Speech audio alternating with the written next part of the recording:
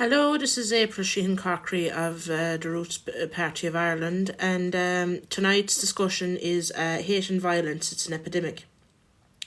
So, what we're going to be talking about tonight is for example, the first thing being the permissiveness amongst the judiciary, and many of, for example, our overall legal system of serious violence, be it gendered violence as in SA, or be it with regards to random attacks of people on the street. There is serious permissiveness amongst the judiciary of issues like that, whereas they are very, very inclined to let people off the hook with regards to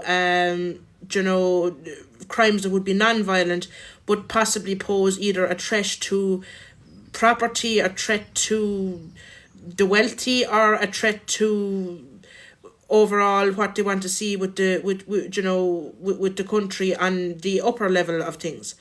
So you also tend to have an awful people come fairly heavily on, we'll say, non-violent drugs offences, for example. But there is an enormous issue overall with people being left off the hook who have done serious harm to other people. So Maeve is just saying, do you did, Maeve? If you want to come on, don't you feel free to request. But overall, there is an epidemic of this kind of violence, and one of the major issues with it is, for example, you've a huge uptick in hate crime and gendered violence, both towards women and towards members of the LGBT community. You also have a huge uptick on violence against the elderly. You also have a huge uptick in all sorts of random violence. So, this is something that we need to deal with, and we need to have a look at the drivers of it.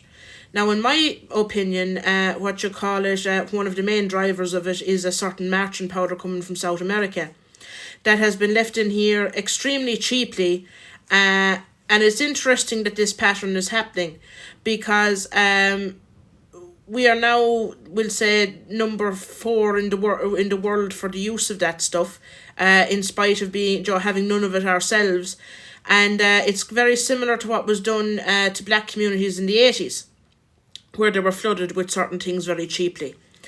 So it would be interesting to see why that's happening, particularly seeing as some high profile people have been.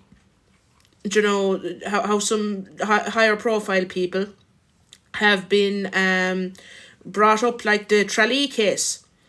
So there's a couple of things like that might want to be looked into. But overall, there is serious problems with addiction, and as Liam Cronin, or Lee Crows, you might know him, says there in the comments, is hello April. People are way too desensitized to violence. Be it movies or games, and particularly gore. And this is true because there is an overall issue of sorry, my nose is itching. I promise you now it's not marching powder or anything, it's just pollen. But what was I going to say? But there is issues of overall desensitization to violence. You're very right there, Lee. And there's serious problems with huge addiction issues. But as well as that, you have the whole issue of we'll say agenda driven hate as well, which would be you various kind of groups within the country who I'll put it to you this way: some of the people in these groups would be equally as violent even if there was nothing going on, but when there is, and some of that violence has kind of been taken up for political means by certain groups, and overall we have a massive we have we don't just have a violence epidemic. We have an epidemic of young men without prospects who are becoming a problem to broader society. And it's not just that like they're like, and I mean, I'm not trying to blame people for their own issues here. Like there is also, you know, like I mean, they've no employment prospects. And when you're talking you know, young men who are angry at the world, they're looking for a cause to back. I mean, if you go back in history, they'd have joined an insurrection. They'd have joined either the regular military. They'd have joined even the priesthood, or the monks, and you know, spend their days being kept busy with illuminated manuscripts or something. But like, there is kind of a lack of things for them to do. It's not even lack of things, that's probably the wrong word. It's a lack of purpose to their lives. And that, you know, isn't right, that isn't suitable to anyone. And like, at this point now, we need to be able to figure out, because it's not like, I mean, okay, people can complain there in the comments about, you know, there's very few, like, the figures of women doing random type violence is the next to nothing, next to zero. So with just that much there to look at, right? We have to see that there has to be some kind of social cause that's causing men to uh, you know, basically be in such a situation, and be socialized in such a way that they're committing acts of violence. Because I don't believe that that is the true nature of anyone, you know, let alone in half the population. So we need to be able to try and figure out ways, in some respects, of helping, you know, young men before they turn in, you know, into, you know, violent criminals. But also, we need to find ways of not making it the problem of young women. Not make, because like, okay, things might be going wrong for one half, for Joe, for the young men in our society, but that does not mean that young women have to put up with violence, or young women have to put up with, you know, abuse and, you know, what have you.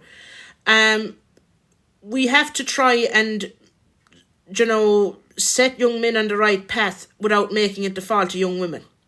Because it's not. Young women have nothing got to do with this situation. What has disenfranchised young men is, you know, the political and economic system. Because they have no place. You know, a working class young man has no place in society now at this point. They have been more or less made obsolete. So that's one aspect of it, and I'd very much now, if there's a lad who'd like to have their say in that situation, I would prefer to have that talk out with Joe, with a man there, rather than to be speaking for ye. Just, you know, yes, Liam Cronin is here. He's going to rescue me and just Hi, and Evan. half of this. How are you? I'm all right. I was actually talking about this with a friend today, Yeah. and so you were saying you can't blame young women, and you're dead right. But there is a cohort of young women that can maybe be blamed for the tiny cohort of angry young men, and that would be the man hating women and the women hating men. Like these extremist groups are the one driving it all, I think, and they're a very small. Like, have you ever heard of incels, April? Yeah, I've look. I'll be honest with you. I've not only heard them, but I spent a good couple of years arguing with him on Reddit. Oh, same. I actually had a guy message me about 2 years ago, an incel guy, a self-confessed incel, and I put up a picture of me with a girl, and he was like basically asking me, how come you're an addict and this, that, and the other, but you can get women, and I have a six-figure income and I can't get a women. And I was like, because you clearly hate women. And I think they're tiny cohorts in society, but they're very vocal. Like, as a man, I do feel the hate towards men by some women, just the visceral hate, but it's also goes the other way around. And for the most part, men and women don't hate each other. Yeah. Well, I suppose some of it is kind of based in, like, okay, like, we know there's various things are going on and have gone on in the past that, you know, make a lot of women, you know, very we'll say, angry with, like, the whole male population, and Of you know, course. often it's due to trauma. But like, with that said, when we're talking about an issue that's facing a society, you know, one person behaving out of, that way.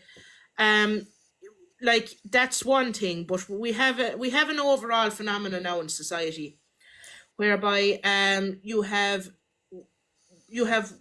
women, who are given no benefit, who are kind of trying to put the shoe on the other foot nearly with men. And Yeah, then you have men who are taking out every woe in their life, in their life, which are mostly their own fault, on yeah. women as well. So, like, I mean, it's very hard to see. Like overall, I do think now, and there is someone, that I know that did a good thing about it before. They were saying basically that it seems like there's a concerted effort to make men and women attack each other. Yeah. And that what they think it is because you can make a lot of money off of lonely people, because you have, say for example, all the single women, who don't get married, or don't have families and things. They're going away living their best life, doing their crafts, what you call it, doing their, what you call it, going on shopping trips with the girls and whatever else have you. But and you see, and they're constantly going out and going out and going out if they've no one at home. Yeah. So then you have the same kind of phenomena with lads who aren't, settling down. And then, what happens as well is you get kind of an awful lot of them going to seminars and things. You've this whole, Listening to the likes of Andrew Tate and yeah, that kind of shite. And, you absolute know, codswallop. it's kind of more or less, it's a fairly major cottage industry now at this stage, getting women and men to hate each other. Yeah. And it's not so. I don't think I don't think men and women naturally. You made a very good point, but I don't think it's healthy that we kind of encourage people. Oh, it's great to be single, and the single life is great. Like it's not. Human beings need affection, be it man or woman, and I don't think it's right to be encouraging people to be single forever. Be it's not about men or women. It's just I don't think it's a natural way to live, and I think it's causing a lot of problems in society.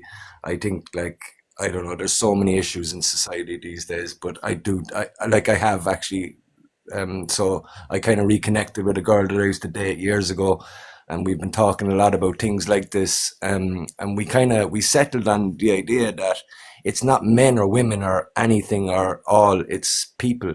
People are good. People are pieces of shit. People are bad, and we maybe need to stop with the gendered language.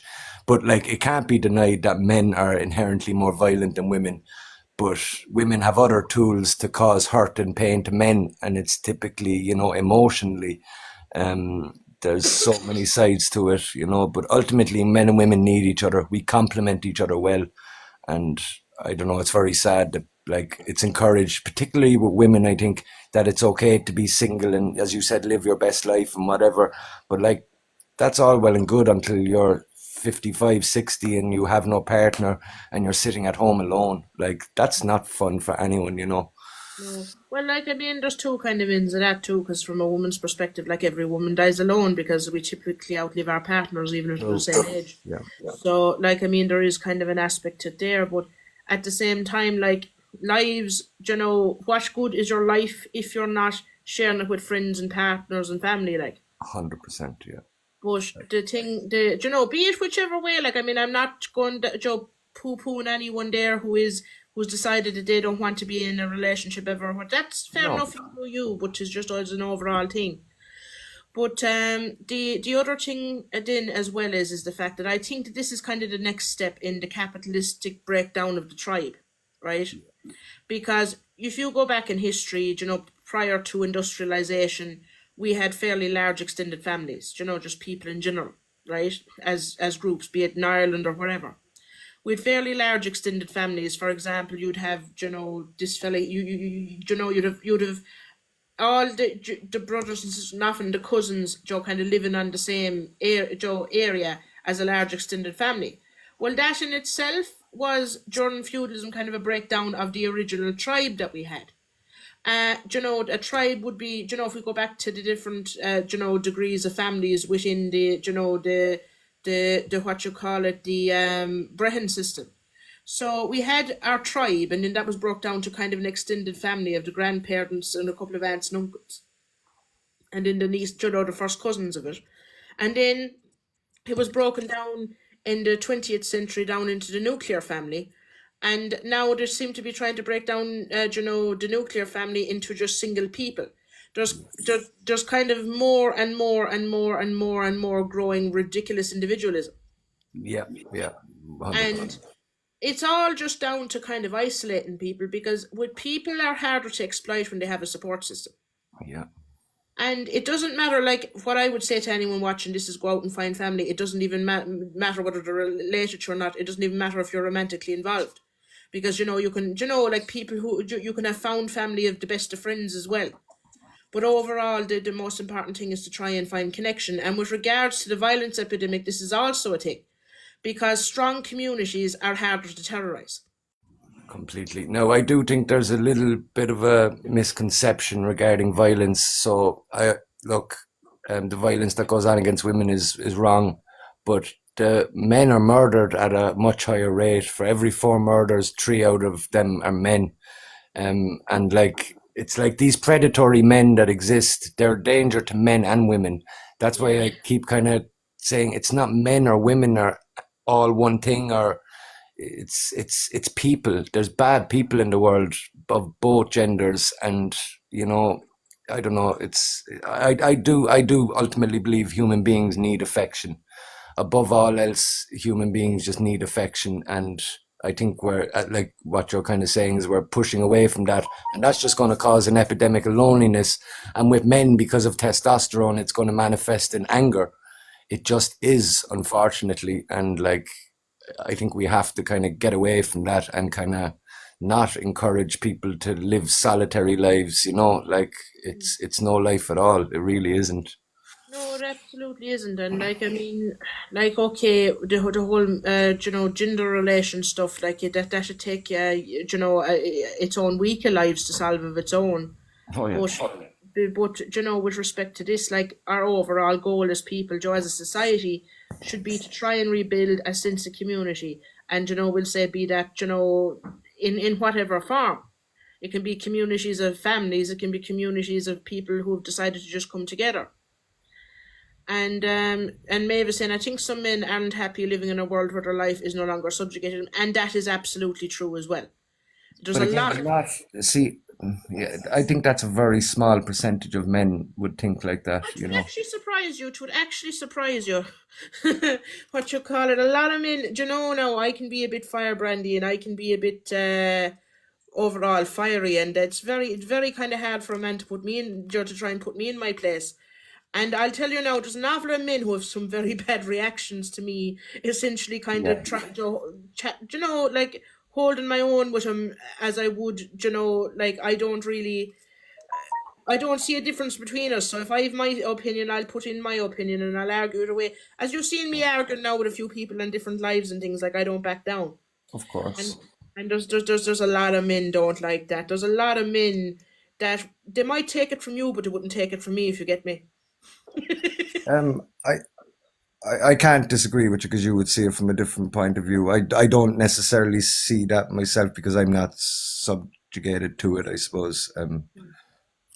I don't know. This gender divide is, I think men and women complement each other ultimately and like this kind of at each other's throats. And not all, like most people don't go along with it, but like there's also a kind of there will always be an imbalance in between men and women just by virtue of we are mammals, and men will always be the dominant gender just by physically, not mentally or any other way, shape, or form.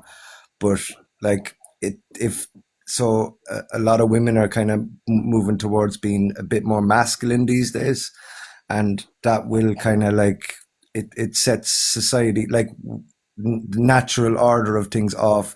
And I don't believe the natural order is that men should subjugate women in any way, shape, or form. But we ultimately are the protector, you know, and that harps back to the caveman days where women produce children, we protect our women, you know. And I know that's a kind of like a maybe viewed as a misogynistic take, but I don't think any woman could call me a misogynist, you know. But it's just it is like it's an unnatural way for men to be dominated by women, you know. Um, you I know, don't. necessarily is. Well, overall, like, we'll say ideologically, I'm an anarchist, and I don't believe anyone should be dominating anyone anyway. Oh, 100 But, percent. But but I like, mean, on a biological, just on a, like we are just men are physically stronger, and like we are animals ultimately. Like a lot of this stuff is subconscious, and if you go against nature, it's going to have an effect. Like well, to be fair, like, okay, like, men are stronger, right? But it's not like it's not even just down to people. Like, I mean, like, for example, people like to use this kind of alpha wolf stuff, which was just nonsense. oh, it's complete nonsense. Yeah, But like, with regards to, for example, even a herd of horses, do you know who the boss of a herd of horses is? you, the female, I presume. Yeah, tis the oldest, crankiest old bitch of a grandmother in the herd is who the leader of her the horses is. It's not Joe. It's kind of, this kind of, we'll say, matriarch, old Joe, grandmother type figure is Yeah, who's the leader of a herd of horses. It's quite like there's a bit of nuance to it in cattle, because there is kind of, the bull is slightly more dominant with cattle, but there is still a boss cow in it, and goats, it's kind of more down to the puck. But then with sheep, it is often again an old, matriarchal female. So, like, I mean, like, with regards to mammals as a thing, that's kind of the case. And with regards to, for example, the great apes, who's in charge? Joe, we've two species that are very closely related to us, and and 'tis the females are in charge in one species, Joe, the bonobos, and yeah. the males are in charge with the chimpanzees. Yeah, but humans are a bit more complex than that. Like, you can have women who are more dominant than men, and vice versa. Like, we're not goats and things. We're way more complex, and like in some areas, women are stronger than men.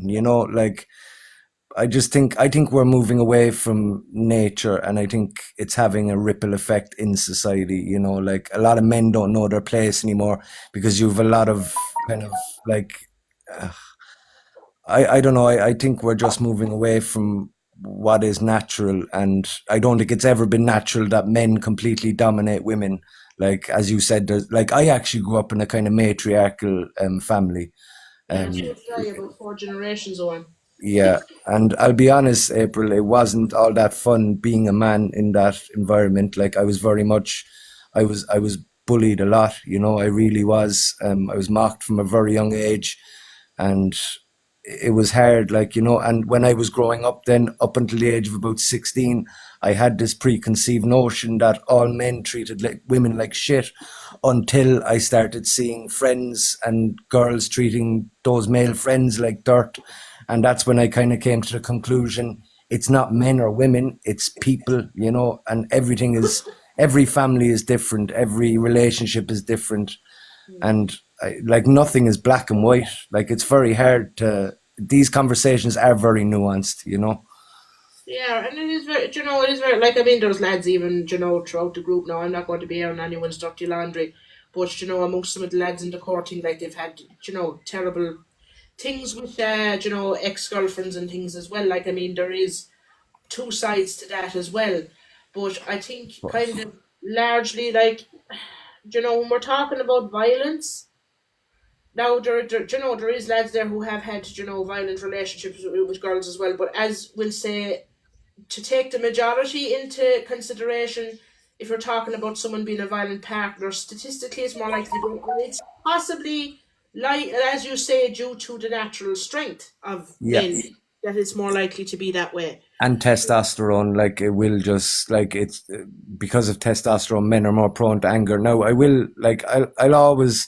So if you see a man, say on the street, roaring and shouting his head off, and he's angry, people will always jump to the conclusion that he's abusive. But I'll always try to, not in every situation, I don't know for sure, but I'll always ask, did something cause him to be angry? Like women have other tools to cause hurt and pain other than violence, and it's like, I don't know, everything is very like again, it's not black and white, but you always have to ask the question, what caused that person to be angry. It's the same as when you see, so it's the same goes a lot of the time for women when people see a woman hysterical, shouting and roaring. I'll always ask what made her hysterical to be shouting and roaring like that. Like like people who cause hurt and pain intentionally are very predatory people, and they're the problem in society, you know, and they're a very small percentage, in my opinion, you know. Yeah. Well, I mean, with regards to this particular situation when we're talking about violence, like there's kind of two things. So there's an awful lot of the time as well when people are just victims of violence and they've done nothing at all whatsoever. Of Like course. like for example, we saw with Natasha O'Brien, but also as well as that, like there is cases of there's kind of cases in both directions, and that's fair enough. But with regards to, for example, like we'll say the broader social thing of violence, we do need to start. I think the only way forward is to start building community and to start giving purpose back to young people. And it is it kind of goes in both directions. You do have a male aspect and a female aspect to this. Young men who are disenfranchised are inclined to become very, we'll say, angry, and can go into things like criminality just for the sake of brotherhood and comradeship. Yeah. Yeah. And I mean, that's a huge issue. I've seen it in various places around, and like there's young lads that for example, I just see, when they were growing up, like they'd be, we'll say now lads now who'd be about anything from 12 up to about 15 now, who I would have known when I was a teenager, and they're small little children, you know and like you can see in some respects where things went wrong with them, because they mightn't have had the we'll say the overall we'll say support that someone from maybe a wealthier background might have had. And you also have an awful lot of them go into things like criminality, and they do. And you see, you've an aspect of it there. Like there's one particular person, and he's not into criminality, but he does an awful lot of bowel things around, if you get me, out of just out of the fact of, this is a great laugh, I'm here with my friends, and this is what we're doing, is kind of the basic inertia of a group of young lads together, and they'd be creating a bit of hassle. But and I mean, it's not really anything that his parents have done wrong there, because it's just a case of the fact of where they live and things, do you Mm. know? And you do have that aspect to it as well, but the only way out of that again is to kind of try and give people a bit of purpose and a bit of community.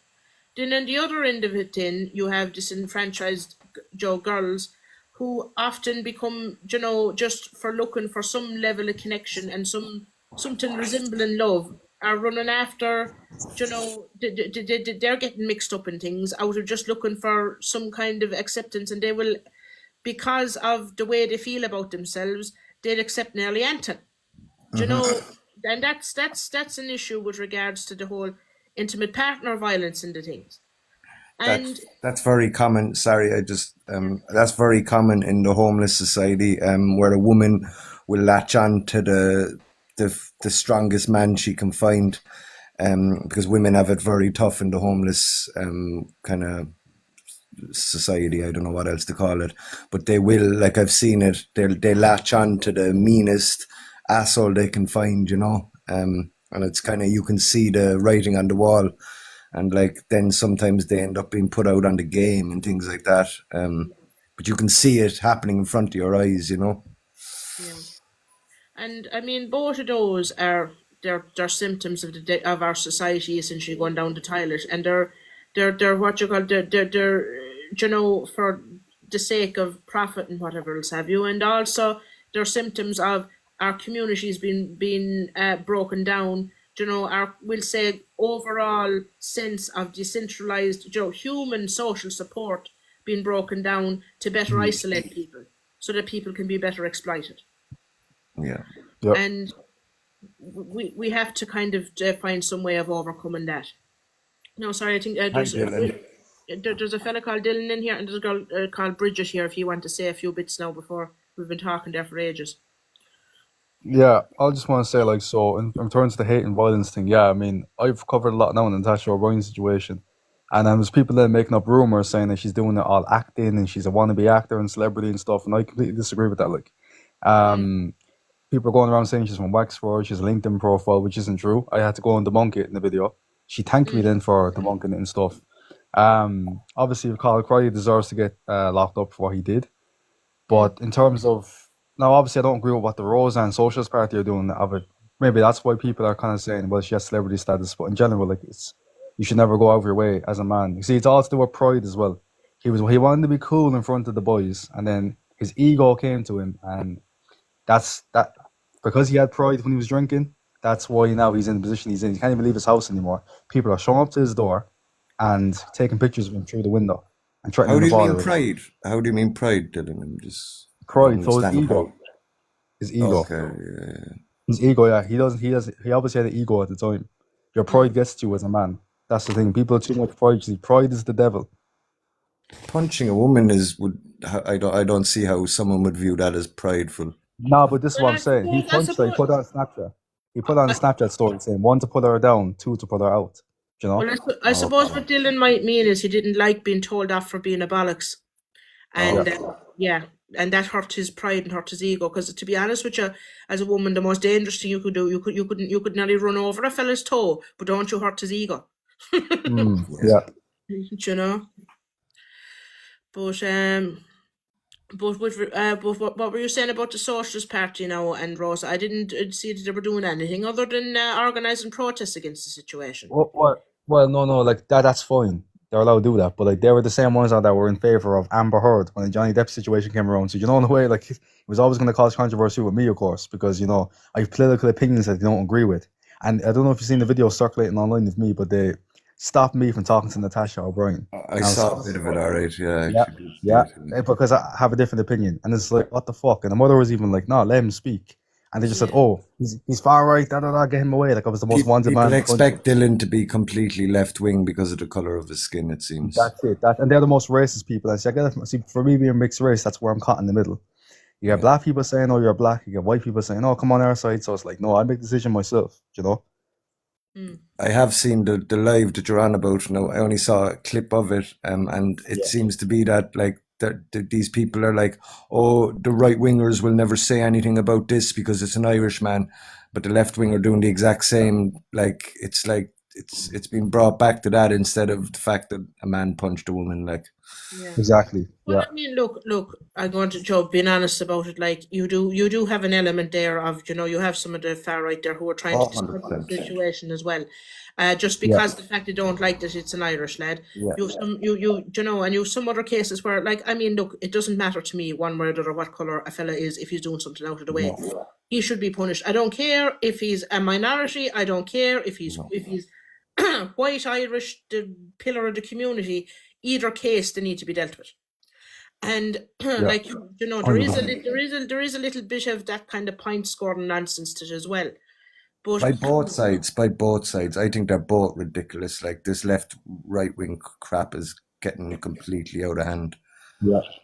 well, like I mean, me myself, I would be kind of economic, but economically and majority of the way socially, I'd be kind of probably one of the furthest left figures. But you're a rational person, April. That's the difference. Like you're a rational person, as is Dylan, as I hope I would be. And like a lot of these people aren't, both on right and left wing. They just everything's an agenda, and they use whatever Yeah. to further their own agenda, and they don't care Yeah. about the actual situation. Well, Like my kind of view on it is, how I arrived into, where I am politically is basically I suffer from ADHD and depression, and I have to kind of keep a check on my own mind a lot, if you get me. So therefore, like if I kind of came to a kind of a thing there after a while of kind of checking myself a lot and checking what I believe and why. And kind of the way I look at it is, okay, you have to train yourself into, do the facts match my beliefs? And if because the fact because the facts can't be bent to your beliefs, but you can make accommodations within your beliefs to the in line with the facts, if you get me. Oof, that was good. I like that one. I like that what you said there, because Yeah. you know why? This is what I mean by ego again. People don't want to admit they're wrong about something because they believe that if they're wrong, it means you're telling them that they're wrong. So that their whole personality as a person is wrong. They attach their ideas, their ideology to their ego, and that's why they can never come forward and say, "No, you know what, I'm wrong." But they have an ego. That's what I mean by the ego. That's why left and right is an ego. It's an ego thing. It's ego driven. Well, like, look, anything can be ego driven. You see, you have an issue, and it's just kind of back to the whole thing we were talking about again. Like, you have an overall issue whereby people it doesn't matter what you're talking about specifically. If they latch themselves onto a thing, it can be a criminal gang, it Yeah. can be a religious belief, it can be a political belief, it can be this thing or that thing. Sometimes people become completely irrational in their pursuit of the thing that means an awful lot to them. If you Yeah. get Hmm. and like and it's back to kind of the whole violence thing again, because if you train people into doing such and such and ignoring glaring issues for the sake of a cause, right? You can get them to do just about anything. That's how anything that happened in Europe in the 30s and 40s happened. That's how anything that happened in, for example, the Soviet Union happened. That's how anything. Sorry, I have a bad dose of hay fever this evening. It's kind of causing a bit of coughing. But what you call it? That's how any of it happened, because the critical thinking and the looking at things from an analytical standpoint went by the wayside to in pursuit of disbelief in this narrative. If Hundred you get percent. me, 100%. yeah, and Absolutely. and no, and this is why I'm completely kind of anti-state and that kind of thing, and most of the time. Sorry. But where was I? But with regards to the judicial permissiveness of violent crime, you also have the whole issue of, as we know, you have a whole big thing of, kind of respectability in that. And if someone seems respectable enough, they'll get away with essentially whatever they like. And we've Yeah. had that issue. It doesn't matter what era of Irish history you're talking about. Um, you have that issue throughout. And like, Joe, if you go back to the time of, De Valera and that, the priest could do no wrong. If you go, kind of into more modern era, you still have the vestiges of that. Anyone who was considered respectable, who had a few bob, or was in with the church, or was in with the state, could do no wrong, if you get me. And this is what we can see a bit in the Natasha O'Brien case, because your man, he was a 100%. soldier, and what it was it was the judiciary talking to the to another arm of the state, which would be the armed forces, and then what like who was caught in the middle of it was this woman who was nothing of note. And I mean, I don't mean that to insult her. What I mean is, she wasn't, one of the inner circle of society. If you get me, she was an ordinary woman going to her ordinary job, and that's kind of where it goes. And I mean, look, I'll be honest with you. I don't even know if she was a homeless woman. I don't think we'd actually be having this level of discussion on it. No, well, in my opinion, if she was a homeless woman, I don't know if you'd have her. Well, first of all, I have a theory as well. Like, if it was to do now with something that like was very, let's say now if it was to do with gangland, we wouldn't be having this conversation. If it was to Yeah, do with this conversation, so literally, we're having this conversation because she is a normal person that was just on her way with a few friends. He was the one inciting hatred first. She said, "No, stop." And when a woman says stop, you're supposed to stop. But no, he kept going. He hit her. His friend stood there, watched him. And it had to be a different man from a random running down the pub that heard the best friend screaming to come and save her. She was on the brink of her ending her life. I find that crazy. Like, can you imagine Dylan being out with a group of male friends and for it being any way socially or morally or in any way acceptable to deck a woman? I can't get my head around it at all. I never have an intention of even doing it. Like, no matter how much angry you are with a woman, you no right to hit her. Um, I'm not saying never, but like just the idea of like being out with a group of males, like if a woman's putting her hands all over me and attacking me with an object or something, I don't see a Well, problem then, with yeah. giving her a slap Then, across the mouth to get her away from me. But like of punching a course. woman But I mean the idea of being out with a group of male friends, and for it being, for you feeling that it's socially acceptable enough for you to deck her.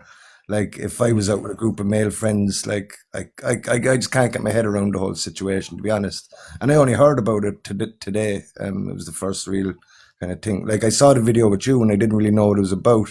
I Yeah. just saw you at a protest, and they wouldn't let you speak or something like that. Mm. But I didn't really know what it was about. But it's strange. I don't know. Well, I didn't see that. I didn't see that now either, and apologies, but I'm not actually that familiar with you. Because to be honest with you, what I mostly consume on TikTok, the politics is all my own, but what I Yeah. mostly consume on TikToks is farming videos, Mm. but and horse videos. So like, I'm not actually familiar with the situation at all, so I don't really know what the story is. But but yeah, no, but with regards to that, like I mean, his friends are as culpable as what Of what course. he is for the Yeah. situation. And like the way it is now at this stage is like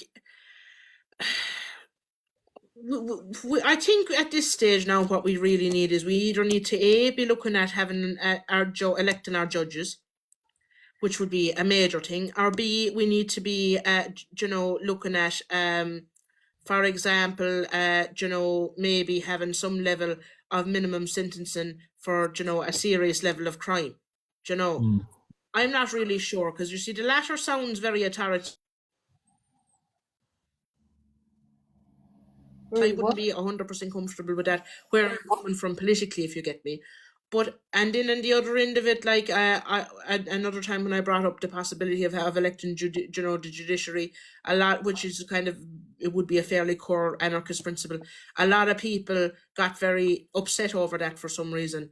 I didn't actually get a chance to get fully into as to why that Mm. upsets people, because I don't personally understand why the idea of bringing democracy into the judiciary might actually be a Threatens the problem. status quo, April, simple as, and some like society is built to uphold the status quo, and anything that threatens it and threatens their lives, they will attack, you know. Yeah. What's the thing? Is it ignorance is frowned upon in today's society? I don't think it's frowned upon at all. I think the exact opposite. It's I t- nearly yeah, encouraged. yeah, no, I would agree with Lee there, because like one of the biggest issues that we face now really is to get people to be able to think critically, because it's Yeah. very hard. Yeah, it's very hard for people to even talk to each other now at this stage, because no one can think about a situation critically. No. Mm. They're all running away with fairy tales. Yeah. Everyone's running away with fairy tales. No one can look at a situation and think, can we do this better? Yeah. And everyone has been kept, everyone has been kept intentionally ignorant, because like there's stuff now, right? I'm kind of halfway a hermit. Like I don't, like I spend most of my time reading stuff or what have you. And like, so like, and it's not that I have a whole heap of formal education. I don't. Like I've a FETAC level 5. But what I mean is, like, like, when I be trying to explain some of the things that seem like fairly easy to get principles to me, People are half tick. the per- People are yeah, tick. Simple as, I think I know, people are tick. I Yeah. wouldn't say that, Genuine. I wouldn't say they're tick, but what I mean is that people who are even educated have been kept so willfully ignorant by the way things are set up. Mm. I would say that if we actually taught people to think more critically, they'd have no problem with things. If you get Can me. you teach But that. critical thinking? Is that not something like I've no real formal education either, but I would not consider myself a stupid person, and I would think that like education and intelligence have nothing to do with one another. Like I think they're very far removed these days. I think education just teaches people how to think in a linear fashion, but they can't. Like nobody can. Like it goes back to this left right wing nonsense. Like the left can't understand anything the right says, and the right can't understand anything the left says, and it's like you're stuck in your Mm. echo chamber, and like anyone who doesn't agree with the right is a pedophile lover, and anyone who doesn't agree with the left is a bigoted transphobe, and it's like you people are out of your minds. There's no nuance to thinking anymore. There's no I don't know. I find I think people very tiring. I really do. Sorry, can I come in there for a moment, please? Of course. First of all, there shouldn't be a left or a right. There's a law. There should be laws in this country. And I keep coming down to my own things that happened to me. And it never got into a court. Now, first of all, there is a set of rules there in the law society where murder, rape, these are all top things, burglary, assault, all of those are serious crime against another person. So if we're going to actually get this all stopped, whether it's men or women hitting or baiting each other, then we have to put these laws a priority for the judges. So if I'm a judge and some guy comes in front of me and he beats a girl up because this, that, and the other thing, I normally, with any common sense, would actually say, right, put the evidence in front of me. Evidence, yes? Yeah, no, just because Maeve made a good thing there. If you could censor yourself, kind of like we'll say, saying words like baiting and that kind of thing, because it could actually get the live taken down. They're fierce down on me Right, for one sorry. anyway. Yeah, Sorry, I beg your pardon. yeah. Continue on, Assaulted. Bridget. Okay, well, the thing about it is at the end of the day, S or B or whatever you want to do, this is all serious crime. If it's all serious crime, then it should be taken serious in the courts. So if somebody comes in front of me and done what he done, basically I would have the common sense of actually giving him 10 years in jail. That's well, number one. I don't think Straight 10 away. years for hitting, If like, it was a woman, no. no, Well, excuse me. That's more extreme No, than excuse murder. me. That's more extreme than murder. no, No, no. don't think. Just wait and listen. If it was a woman who came in, and done the same thing, she would get 10 years. No messing about, because that's the only way you can deter people from going out and doing what they do and think it's great fun and we get away with it. No, serious thinking inside the courtroom. And trust me on it when I say that, because I was a victim. Well, I wouldn't say I was a victim. Yeah, I was a victim, but now I'm a survivor. And trust me on it, I have to live with something for the rest of my life. And if I have to live with something for the rest of my life, I think that person needs to go away and realize with inside of that prison cell what that person has done to me, because I'm the one who has to live with it. So 10 years, nothing less. Oh, see, the thing about this, he incited the whole hatred in the first place. What you did in that show, Brian. He incited it from the start, and he finished it in the end. And now he can't even leave his own house. He's scared, apparently. And people are fearing for his safety, which I don't understand why they're sticking up for Colin Crowley in the first place. But I do believe he should be life in prison. That's a life sentence. No, come on, no. Life, I can't agree life in the prison. reason why, I'm sorry. because he went No, out of his way to hit a woman. that's hyperbolic. That is absolutely hyperbolic to say, to give someone, like, I've punched someone. Do I deserve life in prison? I've been he punched. hits a woman though. A woman for no reason. Yeah, but no, I'm sorry. To say life in prison. And I understand what you mean there, Dylan, but then you're getting into things that, people not being equal under the eyes of the law. Yeah. So, you have to treat it kind of equally. And, okay, people have scraps. I don't think, anyone, Scrap though. Yeah, no, but this is what I'm saying to you. But if you make this a case of this is a minimum of a life sentence, and it's because of whatever, if you do that, then someone who had a scrap, you see, the law, exactly. there's a difference between what you would see as a moral thing and what is actually applicable under the law. If you get me. Like, we have levels of assault. There's common assault, there's ABH, there's GBH, there's manslaughter, and then there's attempted murder, then there's murder. Like, we have... GBH is the one that she went in under, really. She should have been as GBH. It wouldn't Yeah, be I understand GBH. if you give somebody a couple of slaps, yeah, we'll say 2 years or 18 months. But for something like GBH, that's what I'm talking about, 10 years. Yeah, no. But people be thinking that he just. But then, like, what about the poor guys who, like, say they're getting a scrap outside, and a fella hits a fella, dig after some animosity in a bar and your man falls and hits his head. Is GBH not more like, does it not require more than just kind Yeah, of it does. It does, yes. self-defense or something like BBH, it's intending to harm Grievous, the person as much grievous, as possible. grievous bodily harm. ABH is actual bodily harm. yeah. Like what he Well, done he would be walked over actual. to her. ABH is what he would be, and that carries a 5-year term, as far as I know, in Ireland. What do you mean, AB? Actual bodily harm. Yeah, and he went over to her intentionally in his mind, and he decided to give her a few slaps. And she was down, and he could have stopped. He could have stopped, picked her up, and also seen that she was okay, and he wouldn't have got the kind of reaction that he is throughout Ireland today if he had done the right thing. He didn't. He wasn't He stopping. done the wrong thing. He done wasn't the stopping at wrong all. thing. Nobody's in agreement done that he the done. wrong thing. No, but Done nobody's the wrong like. thing. But it's like you're trying to ascribe to me now that I'm defending him or something. You know. No, I'm not saying you're Okay. defending him, but what I need you to understand is that if a person is put in hospital with those kind of injuries, then yes, in my honest opinion, around 10 years with maybe 2 or 3 suspended, if he's prepared to take therapy within there for his anger.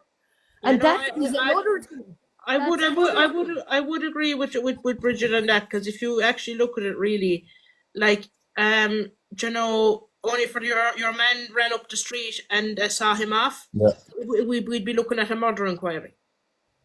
exactly. Correct. That's why I'm saying life. That's why I'm saying life, because she felt like she was going to get more. But felt then like you she was have going to get apply that married. to everyone, Dylan. You have to you have to take the gender out of it, okay? Like April said, and you have to apply everyone who hits someone a solid dig and causes damage to get life in prison. That's insanity. I'm sorry, it's absolutely insanity. Now, 10 years I could go for, with maybe a few suspended if he got therapy Okay, and well, rehabilitation. I could go for what Bridget's saying, but life I think is a bit strong.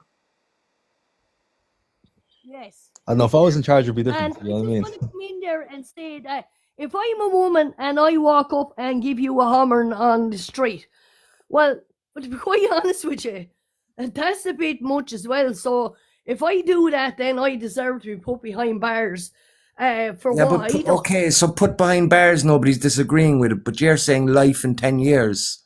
Nobody, like, Sorry, I didn't different, say they're life different 10 positions. No, you I said 10 didn't years, say life Dylan 10 said, years. I said 10 years, yeah. yes, With Dylan said suspended. life, and you said 10 years, Maybe that's what I said. life, I said 10 years, maybe suspended a bit if he takes up therapy and works on his anger issues while in prison. That's what I said. I know, Why I s- said why Dylan would said you life, suspend it? you said 10 years. Why would And- you but no, suspend it though?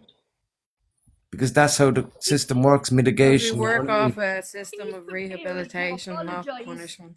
Well, I mean, to be fair, Well, this is mad. those in a lot of ways work, because if they go out and commit another crime, then they have to do the 3 years that were suspended. And what? Yeah.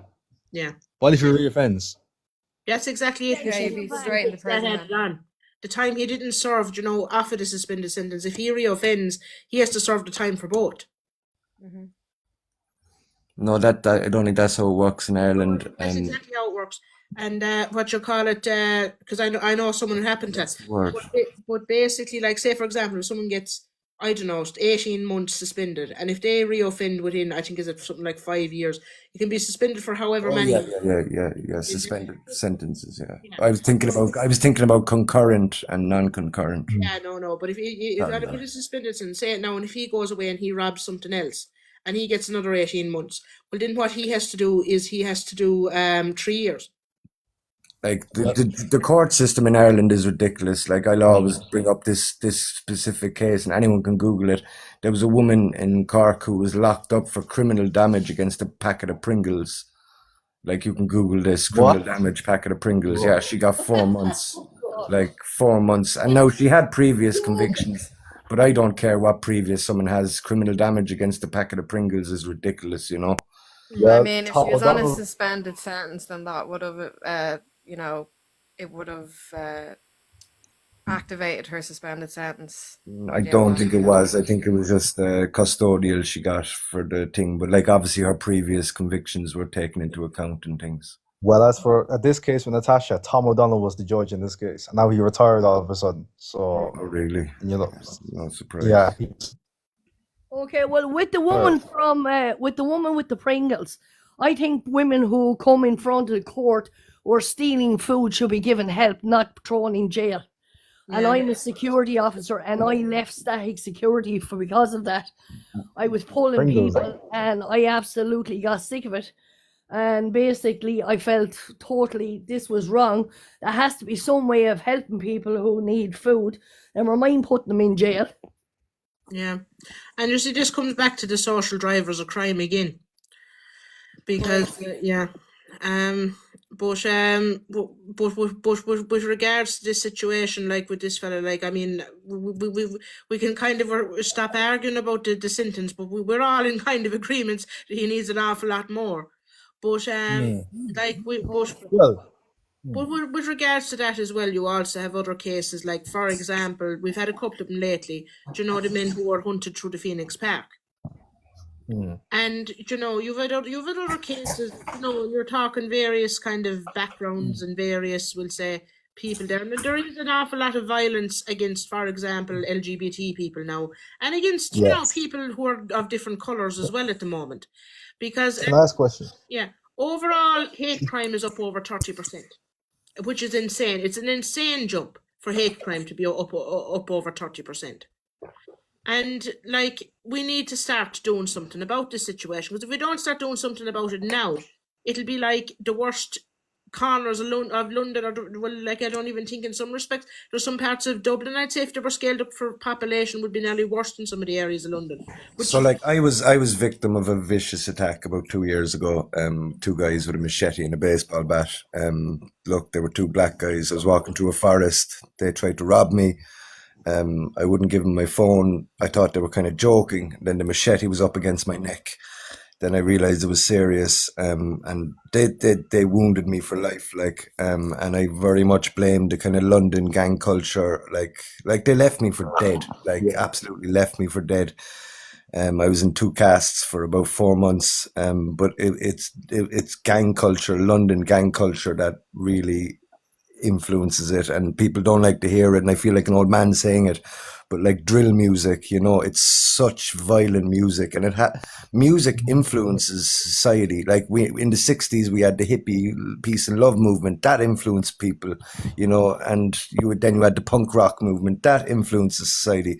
So it's very easy to say that drill music influences society, and society is young people, not us, you know.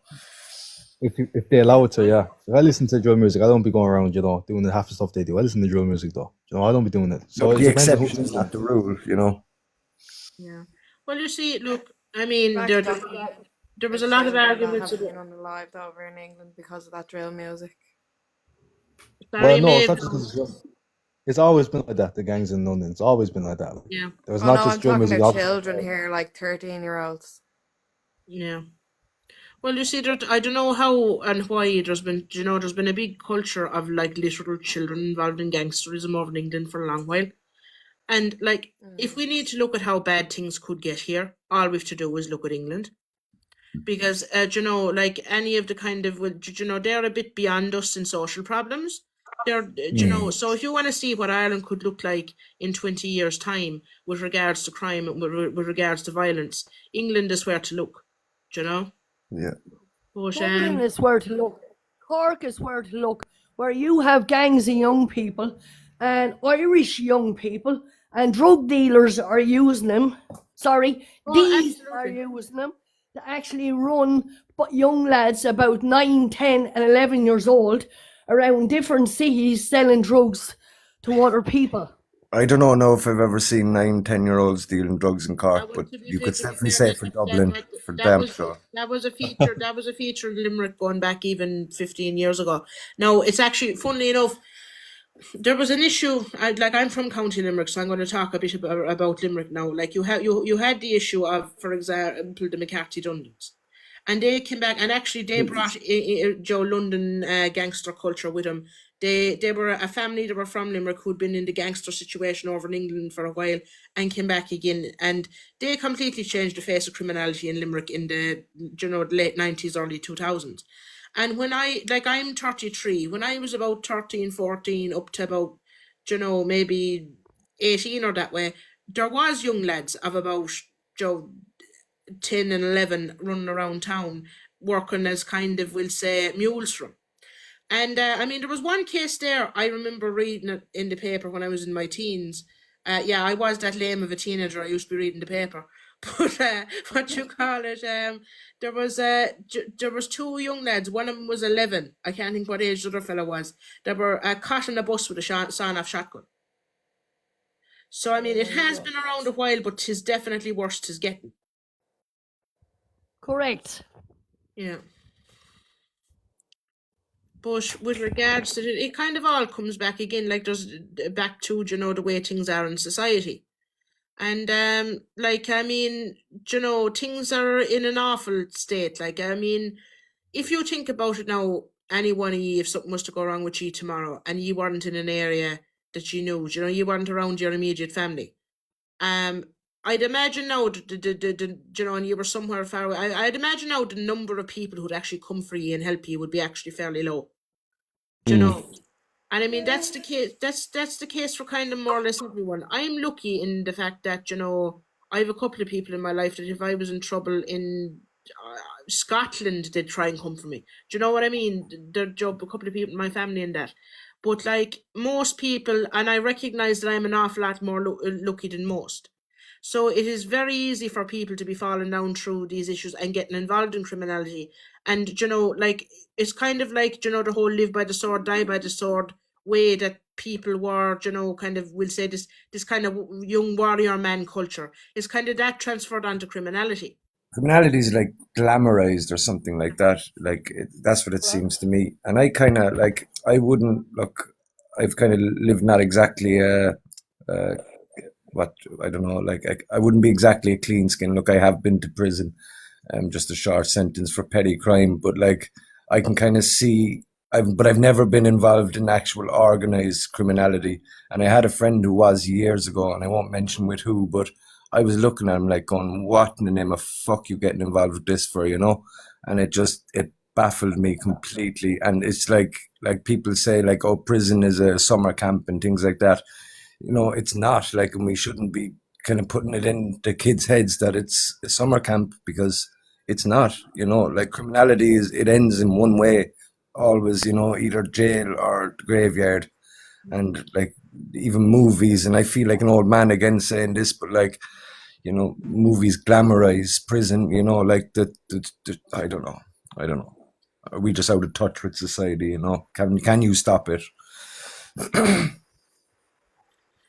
Well, look, what you call it? You look. You do have the aspect of movies glamorizing things, but sure, I remember they were going back in the 2000s. They were going on about, the games, creating violence. But in some respects, they actually found that like games had no effect on the violence of the people that were playing them. However, at the same time, these kind of things, they do, like, you can't deny that they do have kind of an effect, and they do kind of, they can put ideas into people, if you get me. Yeah. But I don't personally really agree with kind of censoring art or censoring, No. knowledge at all. So I think kind of really what it is like what we have to really look at. If someone was is if if someone is going to be influenced to violence by whatever's going on in a game or going on in a bit of music or whatever, there must be something very fucking wrong with them.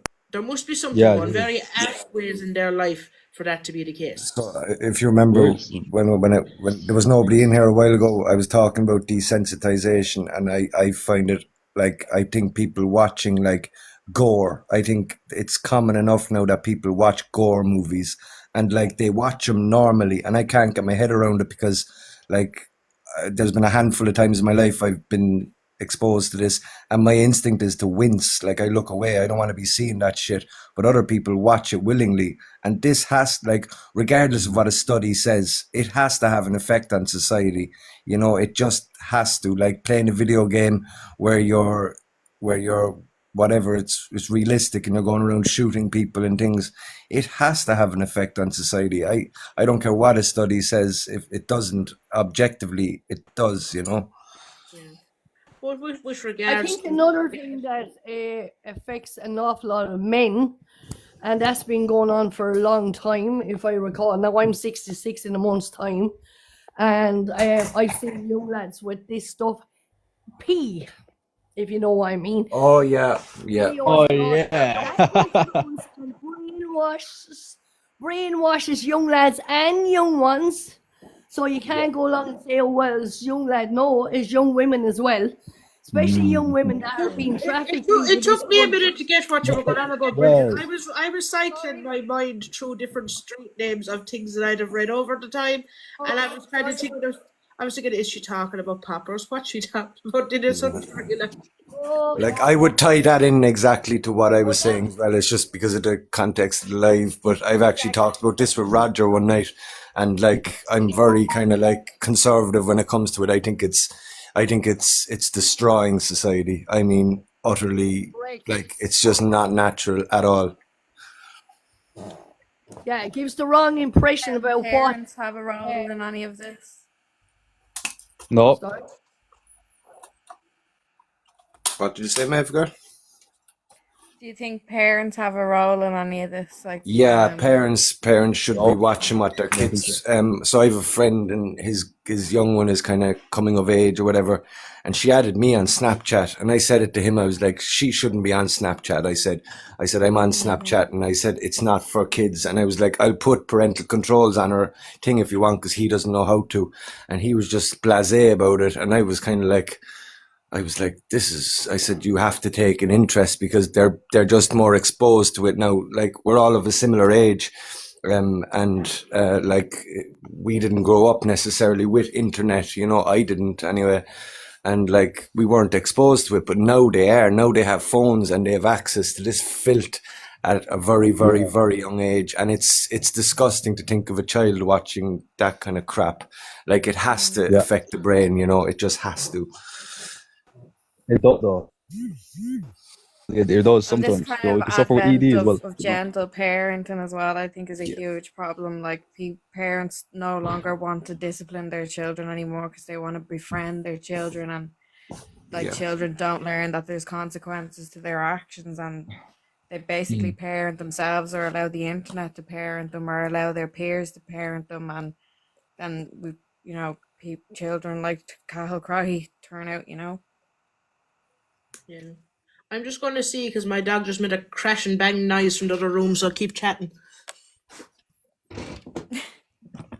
But yeah, I think society is just very ill at the moment, like in so many ways. And I think like we have to not be afraid to condemn things. You know, like if you condemn corn, it's like you hear a certain cohort of society, oh, but that's my job. I'm a worker, you know, and it's like, why should we be respecting this as a job? Like, we shouldn't, you know. It's kind of, that's a part of it as well. Like, people try to make out that it's a respectable job to do. It's It Is sells there though. any morality in capitalism? I think there Sells can though. be, but April would probably agree with you that there can't be, but I don't think what we live Well, I in mean, nowadays is these capitalism. industries only become what they've become because there's a market for it. Yeah, but who's watching Yeah. it? There's a huge market for A it. lot of people are watching it, and it's not just men. But It's that's what not I'm just saying. men. But that's what I'm Women saying. are watching Especially it this too. OF. I'm You not know just OF. I know that. OF. Oh no, Like this is I OF. wasn't People are saying watching you. it. People are watching OF, and who's responsible for watching OF? The people are responsible. There's self accountability as well. You know. Yeah, I so one of the first, I'm on about my 15th TikTok account now, but on one of the very first accounts, I started stitching a few women who were kind of advertising their OF on here, and I was just like, I was being very crass and mean towards them, but like, I was like, children shouldn't have to be looking at that, you know, they shouldn't just, I don't know, society is just, I think it's beyond broken, I really do. Even if the parents took the phone off them and all this kind of stuff, they're still going to find a way to go and look at it anyway. Yeah, and it's human nature. Like the closest thing we had, like what age are you, Dylan? You're about 25, yeah? 21, 21. 21, sorry, I didn't mean to insult you. But No, like no, the no, no. closest thing I had when I was younger was Playboy found down the woods, you know? And Yeah. like that was a big thing back then. But now that would be like tame. Like a parent would nearly say, "Oh, it's artistic and it's okay for my children to look at this now," you know, because of that, you know. Like you said, soft parenting. Even half I agree and I disagree. I think maybe soft parenting doesn't. I don't think hitting children is right, but I think parents should not want to be their children's friend. They should be trying to teach them about. And there's nothing Yeah, but I wrong with mean, my saying, parents never had to lay a hand on me to know, for me to know yeah, that there's things okay, that you do and things you don't do, and it's mm, all about respect. Like, I wouldn't have gone against, obviously teenagers, they test the boundaries, but I mean, I knew right from wrong because of how my parents just kind of, modeled it for me, and they never had to, assert that through violence. Yeah. Well, you see, the thing with it as well is like with regards to an awful lot of this kind of gentle parenting thing, like it's even to the degree now where they will actually go ape shit if anyone else tries to make their children behave. Like there was a trend there I saw it here on TikTok there for a bit, like it reached even me. And like it was teachers talking, younger teachers talking about just the fact that of how feral the children they were dealing with now were. Like Yeah, I saw that as they well. yeah, the children who were 8 and 9 and couldn't read and refused to learn to read and couldn't be made learn to read or do anything. And I mean, this is kind of the situation. Like, and It's this is scary, isn't it? Like, this is the future of the world, and they yeah. won't be told to sit down and learn to read. Like, And you see, this is the problem. really. It comes back down again to this individualist society and this kind of breakdown in community. Because if you go back a couple of 100 years ago, and or even go back however long you like. If, say, for example, if someone's parents want to teach them right from wrong, well, someone of the fucking neighbours will teach them right from wrong if they didn't cop on. Do you know what I mean? And like, I mean, it doesn't have to be down to things like hitting children or anything like that. It's down to, we'll say, like, you know, with the majority of children, giving them a good talking to is enough. But you see, now there's just Mm. this kind of a thing of, that, like, if a child has a bit of a sniffle about something, it's the end of the world, and people go suing each other. Do you know what I mean? mm. Yeah, I think the whole kind of when it used to be like a whole, it takes a village to raise a child, and the communities that we would have operated in Ireland back in the day would have been like a village still.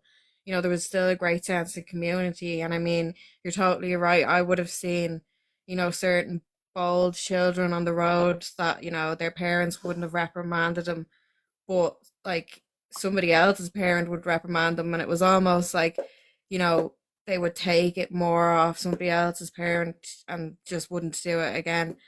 But now, if that were to happen, you'd probably have the parents coming out and arguing with each other, like, what did you say to my child, and you're not their parent, and all this kind of stuff, like. And I don't know. I just think society is very sick, and I think it's because you're right, we're just so focused on the individual. We've totally broken apart from communities where we can rely on each other and lean on each other. It's all about, what's me neighbor getting that I'm not getting, or, just And constantly like bickering and. as well as that, like for example, now like my boyfriend's from Germany, and say for example now, if when he was young for that, if he went down and broke someone's windows or something, like he never did, but if someone did, right? Basically what had happened is his parents would be made to pay for all of the damages. And if they didn't want to pay for it to be withheld from their wages or to be withheld from their dole or what have you, do you know? And like you've this kind of situation now as well, where you've an awful lot of youngsters going around, and look, it was bad 15 years ago. I don't know what it must be like inside in the town now, but like for example, this kind of a thing, oh, you can't do anything, I'm under 18, kind of a thing. They'll flat out give that cheek to you when you go out to give it out to them for throwing stones at people's windows or kicking a dog or something. Do you know? And like, I mean, my usual answer was to pretend that I was just released from the mental hospital and essentially like you know, to make out that I wouldn't be held accountable and just kind of act a bit like a lunatic for 5 minutes, and they usually ran away. But, you know, but like what I mean is like with regards to, you know, youngsters, like in some respects their parents need to be held accountable, you know, in the law for them going out doing things like that. But it's not even parents anymore. So, like, what's the divorce rate these days? It's very, very high, and lack of male role models in the house. Like that has to kind of be discussed, you know, because certainly, like, I was a bit of a tearaway. I was a tearaway, and I didn't have any strong male role models at all, and yeah, like the divorce rate in most Western countries now is what it's between 50 and 60%, right? So like this again is an unnatural phenomenon. Like you need both parents, not just one. And I don't think a single mother is really Hello, hello. strong enough to completely raise a young boy going through puberty and testosterone and whatever, you know. Yeah. I think divorced parents, just come in there for a minute. Sorry, I beg your pardon. Just divorced parents. I think when a couple divorce, they shouldn't. Neither the woman or the man should drive the mother or father away. I think if I was divorced from my husband, whether I liked him or not, I would ask that my husband play a major role in bringing up our children, not my children, but our children, and Yeah. that whether he liked it or not, just to come into the house and come and see his children, and I disappear for the weekend if that's the way it is. But I think a child needs a mother and father. And I grew up without a father, but I grew up with a lot of male people in my life because I was traveling a lot of the time and I had male people traveling with me. And like I was only young in the 70s and I got a clip around here. And I can honestly say there was a member of the Garda Síochána and the Irish Defence Forces travelling with me. And they weren't afraid to actually pull me to one side and give me a bollocking. And that was good for me because while I might have not had my father, I didn't know who my real father was, I still had a sense of respect and I grew up with that. And I still have Hello, it to hello. this very day, even though I'm an Owlwa. Yeah, You know what I mean? but just to go on to the single mothers thing, because the Bambi there in the comments, I would, you know, I would largely agree with her because I was reared by my mother and grandmother, and like the thing, you know, the thing with it is even down to, you know, okay, I'm not taking away the fact that, you know, fathers can be very good parents, and you know, you know, it's good for people to have both sides of an influence. But at the same time, an awful lot of the problems with the you know, with regards to statistics specifically with this with single parent households is single parent households are nearly they're very rarely you know they're very rarely you know a father on his own, and if a father is on his own, he's usually at least getting help from a sister and or an aunt or his mother or someone. And you see, an awful lot of it is just, you know, it is very hard to rear children by yourself. Like we as a species were never meant to rear children by ourselves, and it doesn't, you know, like be it in a, it doesn't even have to be a couple. If you're talking about, you know, kind of rearing families in, you know, what is our natural, you know, condition of within a community or tribe, you would have the input of both of the influences of both genders from, you know, various people. It needn't necessarily be the father of the child if the father of the child wasn't wrong, because like okay, fathers not being in families has always been an element. Like I mean, before, like okay, there's an awful lot of women who are single mothers now, but like there was an awful lot of women who were widows in the past, and it's, you know, with regards to how things actually work out, it's not, you know, that it doesn't make much of an odds whether we're talking about a widow or a single mother. It is very hard for someone to rear kids by themselves. And just Bambi saying there, the father is what caused destruction when they do fly-ins, when they feel they want to know the kids. And to be fair, there is an awful lot of fathers like that. There is an awful lot of fathers like that. And either in either direction, like I'm just like what I'm trying to say here is that I don't think it is the fault of the parent who stayed, the fact that society isn't supporting them around their children. Because in a lot of cases, it's not, in some cases, a case of divorce and parental alienation and that, but in an awful lot of cases, one parent, and it is often a father, either didn't want the child in the first place, or decided, right, well, this is getting a bit too tough, and I'm just going to feck off. That has been a feature of an awful lot of people that I know. I have a friend whose mother done that, Oh yeah, like absolutely. And one of the all I'm saying is that um like people need both influences, and like they need both, that's all. And it's like, I don't know, it's never all one way, like, like I don't have children, but like I grew up without a father, and it's not easy being a young boy without a father. It's just not, like, and you can blame whatever, but I'm not going into my own family's specifics, but like nothing is black and white, and like there's good and bad in both camps. There is, but look, it's not easy on anyone being reared with just one parent, because, like, the fact of the matter is that tis net, like, as I said, even to be honest with just a couple rearing kids without support is not how things were meant to be. So Bambi said children need stability, not both. Simple, but it's not simple. Like, you're basically saying that there's no difference between a child reared by one parent as opposed to two. I think it's silly to say that there's no difference. Like, I would think that it would. I think his point is that they don't need the influence of both. Maybe I'm But they arguing his do. point But for they him. do. But they do need the No, influence of no, both. I'm not saying that, but I'm I saying know. I believe that's what his point is, that Right. they I'm don't just need saying the. I don't agree with his point. Like, I think they do need Uh, both. I read a book recently. It was called The Unexpected Joys of Being Single, and then I read a book by a British woman on parenting and the psychology around parenting, and it was talking about how, due to the fact that society is becoming more and more single, I think it's like in the past decade, singleness has grown by 7% in the age group We of were 30 to actually 40. talking about this before there was more people in here, myself and April. This exact thing we were talking about. So yeah, sorry, Aye. go on. And the reason for it, and which really had me very interested, was it also connected to the other book about the psychology of parenting.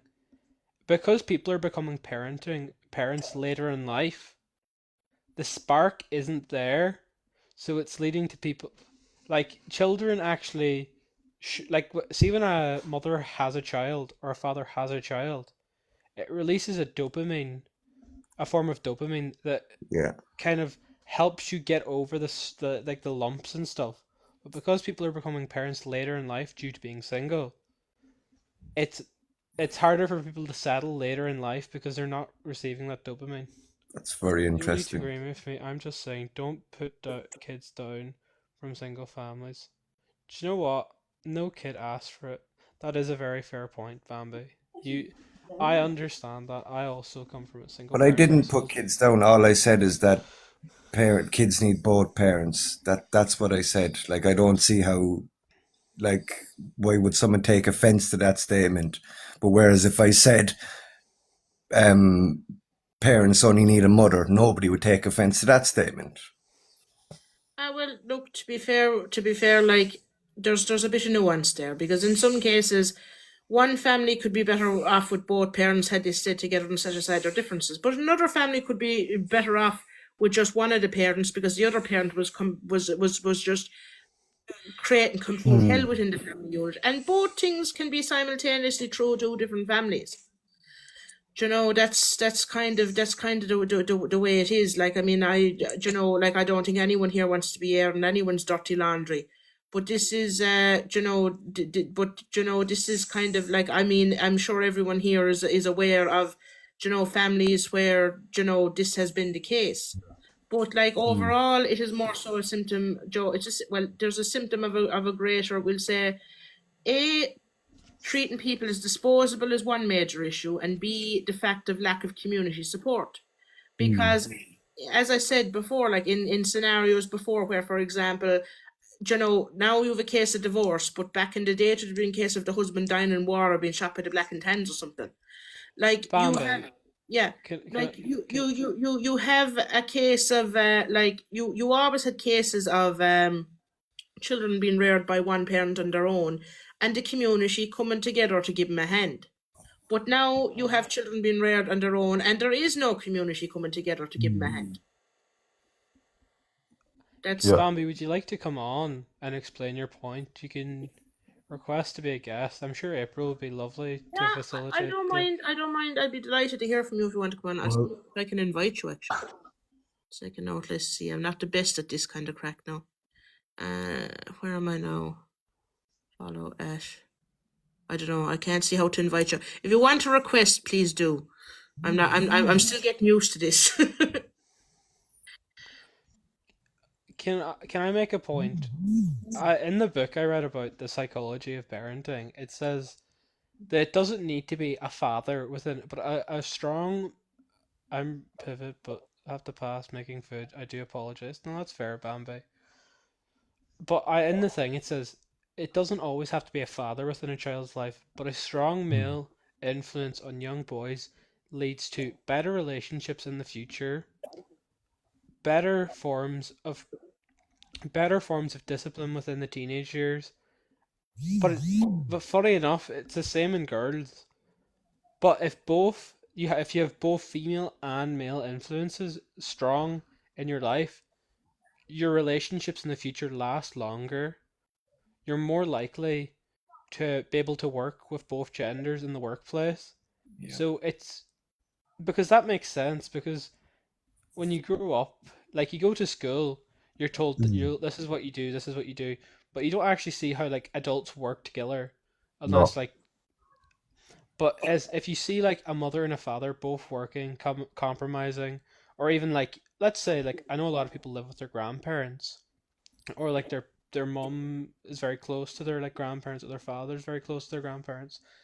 Even that can help because I know my grandfather was a very strong male influence in my life, and I know just that helps me become a more grounded person. It's Mm. it's it's there's yeah. but Look, I'll be Strong honest. male influence. I just want to say one thing. So this conversation, I just find it very strange that the statement that parents need both or kids need both parents was even questioned, and then a point made that they don't need the father; they just need a strong male role model. It's very, it feels very much against men. Like what's wrong with you see, the thing of it Masculinity. is that people who have, like in an awful lot of cases now, there are people there who have had terrible, horrible, abusive fathers, and it's a very common situation to actually have. And some people in those situations are going to take offense to the idea, because Bambi, they're like they're going to take We're offense to the talking idea. about society, not people's specific situations. Like, Yeah, look, but I'll say one thing. I had both my parents were awful, to be quite honest, right? And like, we're talking about society as a whole. We're not talking about my specific situation. We're not talking about Bambi's. Like, we can take from that and apply it to society, but like, like the breakdown of the family includes the male. Like, the male produces children, it's his child as well. And I do think that society would be better off if there wasn't such a high divorce rate. And you can blame either gender for that or neither. It would be what I would blame. But there's something wrong when there's such a high divorce rate, and then you apply it to all the social problems, and maybe it can be traced back to lack of male men in children's lives, and a lot of that is men's fault.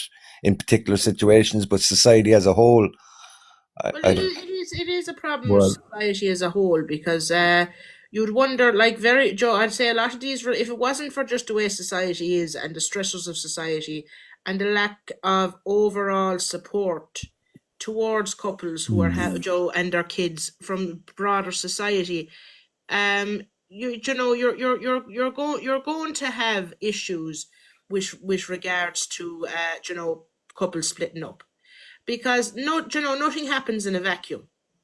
And I would say that if people had more support themselves, individual with their mental health, had more support as a family or as a couple from their broader community, you wouldn't have you mightn't be having conflicts and stressors that happen that gradually keep winding up and winding up and winding up until it ends up in a breakup.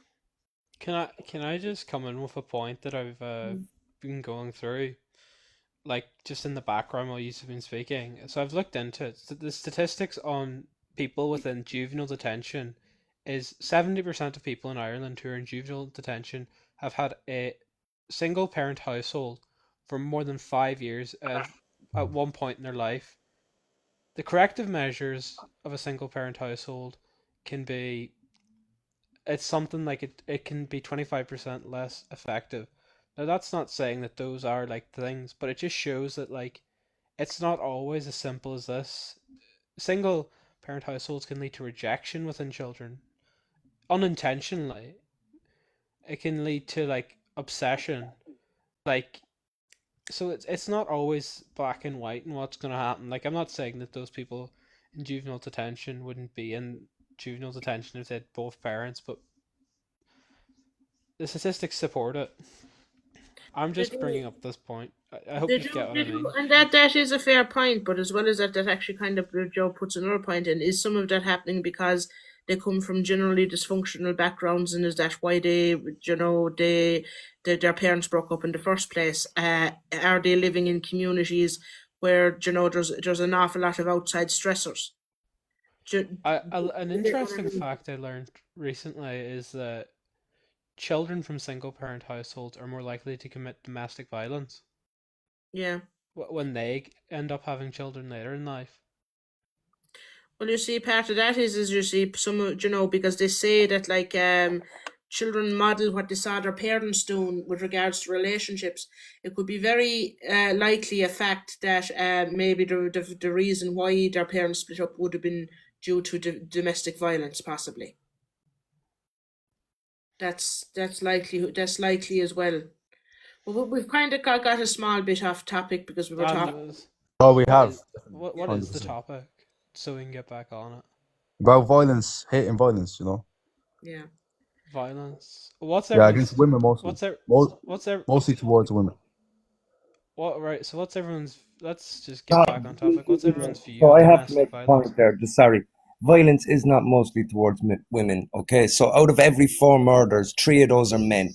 Now, particularly caused by men, but there's predatory men, and like they exist, and like there's nothing really anybody can do about that.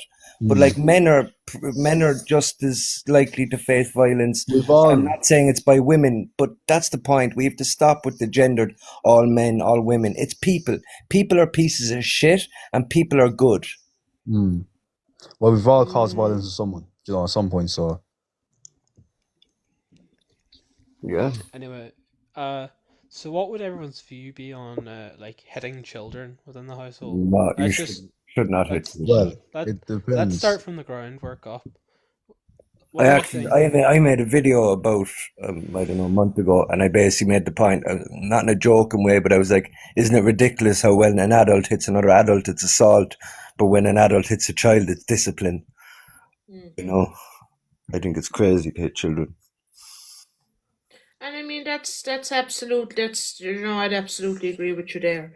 But but like yeah, that is certainly a thing. But like but this wasn't just supposed to be about gendered violence. This was uh sorry, Les Glover was saying you have to look at men specifically in order to come up with a targeted solution. And that is, that is somewhat true. And, we kind of went over this already, that we kind of need to do something about, we'll say that the overall disenfranchisement and the overall lack of coping skill amongst a lot of men. And, there's an awful lot of social issues there that do affect men that end up having a broader knock-on effect on society due to, young men getting into criminality or getting into violence. Like the suicide rate or the unaliving rate amongst men is Yeah. it's staggering. It's again, it's 3 out of 4. Like all workplace deaths are men. Like, but I don't know. I think men get a raw deal in this society. I really do. And I don't think like it's healthy or it's having a good effect. What's that? Every action is an equal and positive reaction. Well, I think we're seeing that by like people who are identifying as incel now. Like, if anyone's Oh spoken yeah, to yeah. weirdos, or the men who think it's let's go to Thailand and have sex with impoverished women, like Yeah, have sex with trans and all these kind of weird shit, not like necessarily trans. No, I mean going to a country where you have sex with poor women. I don't know. Like there are a lot Like of passport like bros, like these but people you see passport in these bros. Yeah, movies. that's it. Passport bros. yeah, yeah. Anyway, let's just talk with someone in the comments. Aaron Star 2.0 Cross brought up the point. We all spoke about violence against women after Ashling Murphy's murder, then everyone just stopped. Why? Because it was less in the news, is probably the Hmm. reason. So, like, take that situation, okay? So, around that time, I heard the conversation. Oh, men have to talk to their friends. What am I supposed to do? Oh, Billy, you like beating up women, yeah? Or is he going to come out and say, I love baiting women? Billy, will you stop baiting women? Because that's terrible. Oh, women don't like being bait. They don't, Billy. No, we can't Yeah. talk to predators. There are Mhm. predatory people that walk around, and there's nothing anyone can do about it, unfortunately. They don't tell us that they're going to do this. They don't express that they think this is normal. They're Hmm. lunatics, and we all need to focus on them and not ascribing the tiny percentage of society's actions to the whole gender of men, because it is men who commit more violence. Well, Nobody's well, disputing that. But when the Ashton Murphy thing first came out, I remember flooded with comments all over every news station, like let's say on YouTube or whatever. They were saying men need to take accountability, men, and people were saying no, it's not all men. That was one man who done it to Ashton Murphy. They're blaming on Irish men, saying this and that, and I was like, what? What's wrong with people? like, why should me or I you think this take is becoming a responsibility for very that? unproductive conversation. Personally, I think that when people say you need to talk to your friends, it's to talk about solutions.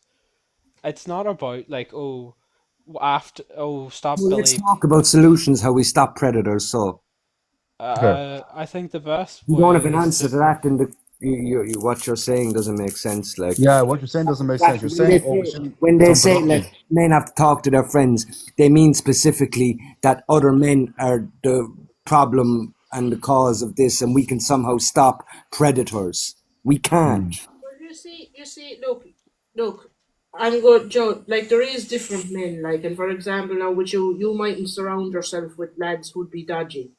But there are a lot of lads who like to think of themselves as good people, who do surround themselves with lads who be dodgy. Like, for example, even back to what we were talking about in Cash O'Brien, there were 7 of his mates with him when he went baiting her. I don't think any of them would have identified themselves with baiting her, or did they join in. But what I mean is that, like, a lot of them went home, to their families and and some of them might even said, Jesus was terrible, he did that, but which one of them intervened? None of them. No. And you see that there is a bit of an issue there with some men, because there are some men who kind of like to view themselves as good people, but yet they will indulge and they have mates who are as dodgy as all hell. Like, I mean, I th- I know people around here who are as dodgy as all fuck. And like, there are lads who would view themselves as being fairly decent, who will still, chat away to them and have a pint with them.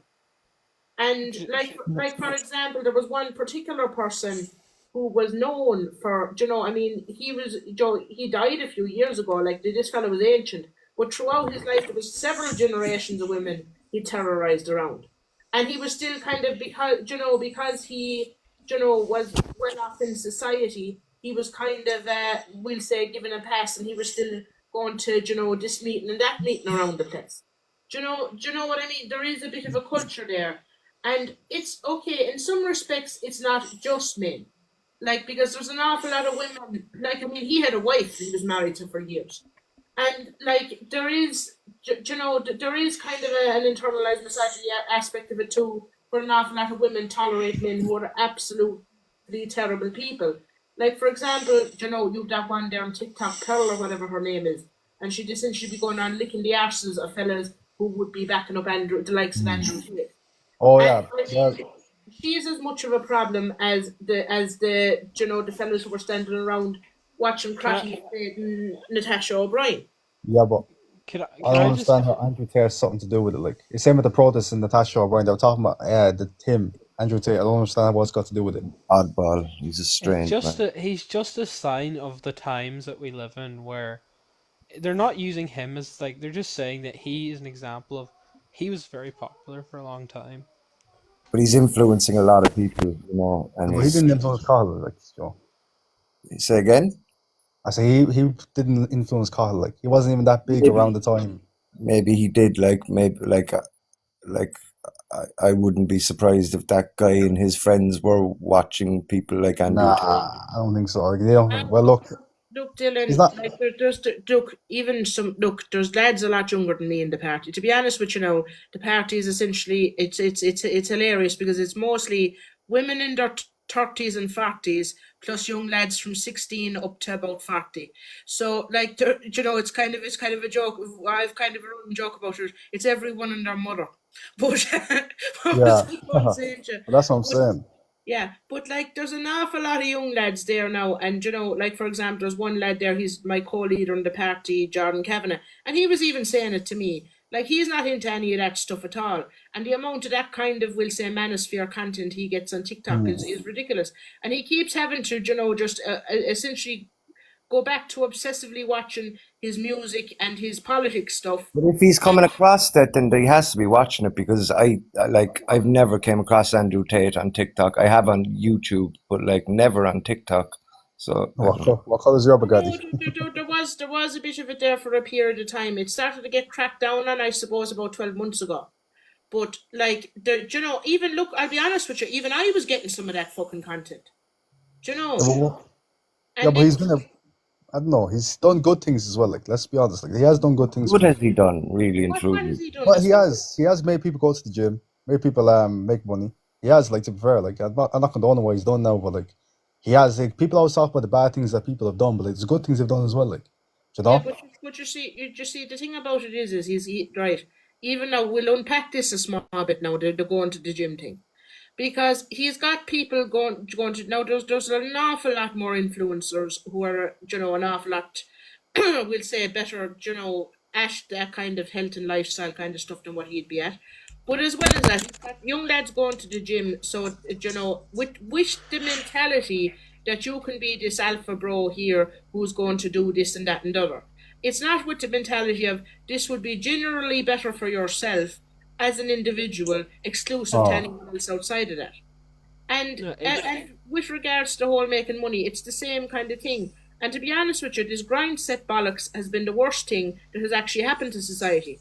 The Because now what? it's not, What? now it's not just a case of the norm being people having having to have a job and working overtime and over the odds, or maybe having two jobs. It's now that you have to have two jobs and a grind set going at the same time.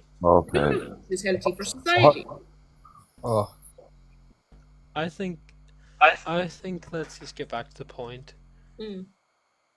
But Jordan yeah, Kavanagh is an Andrew Tate stan is what I've took from this. yeah, but we should get Anyway, back to the point.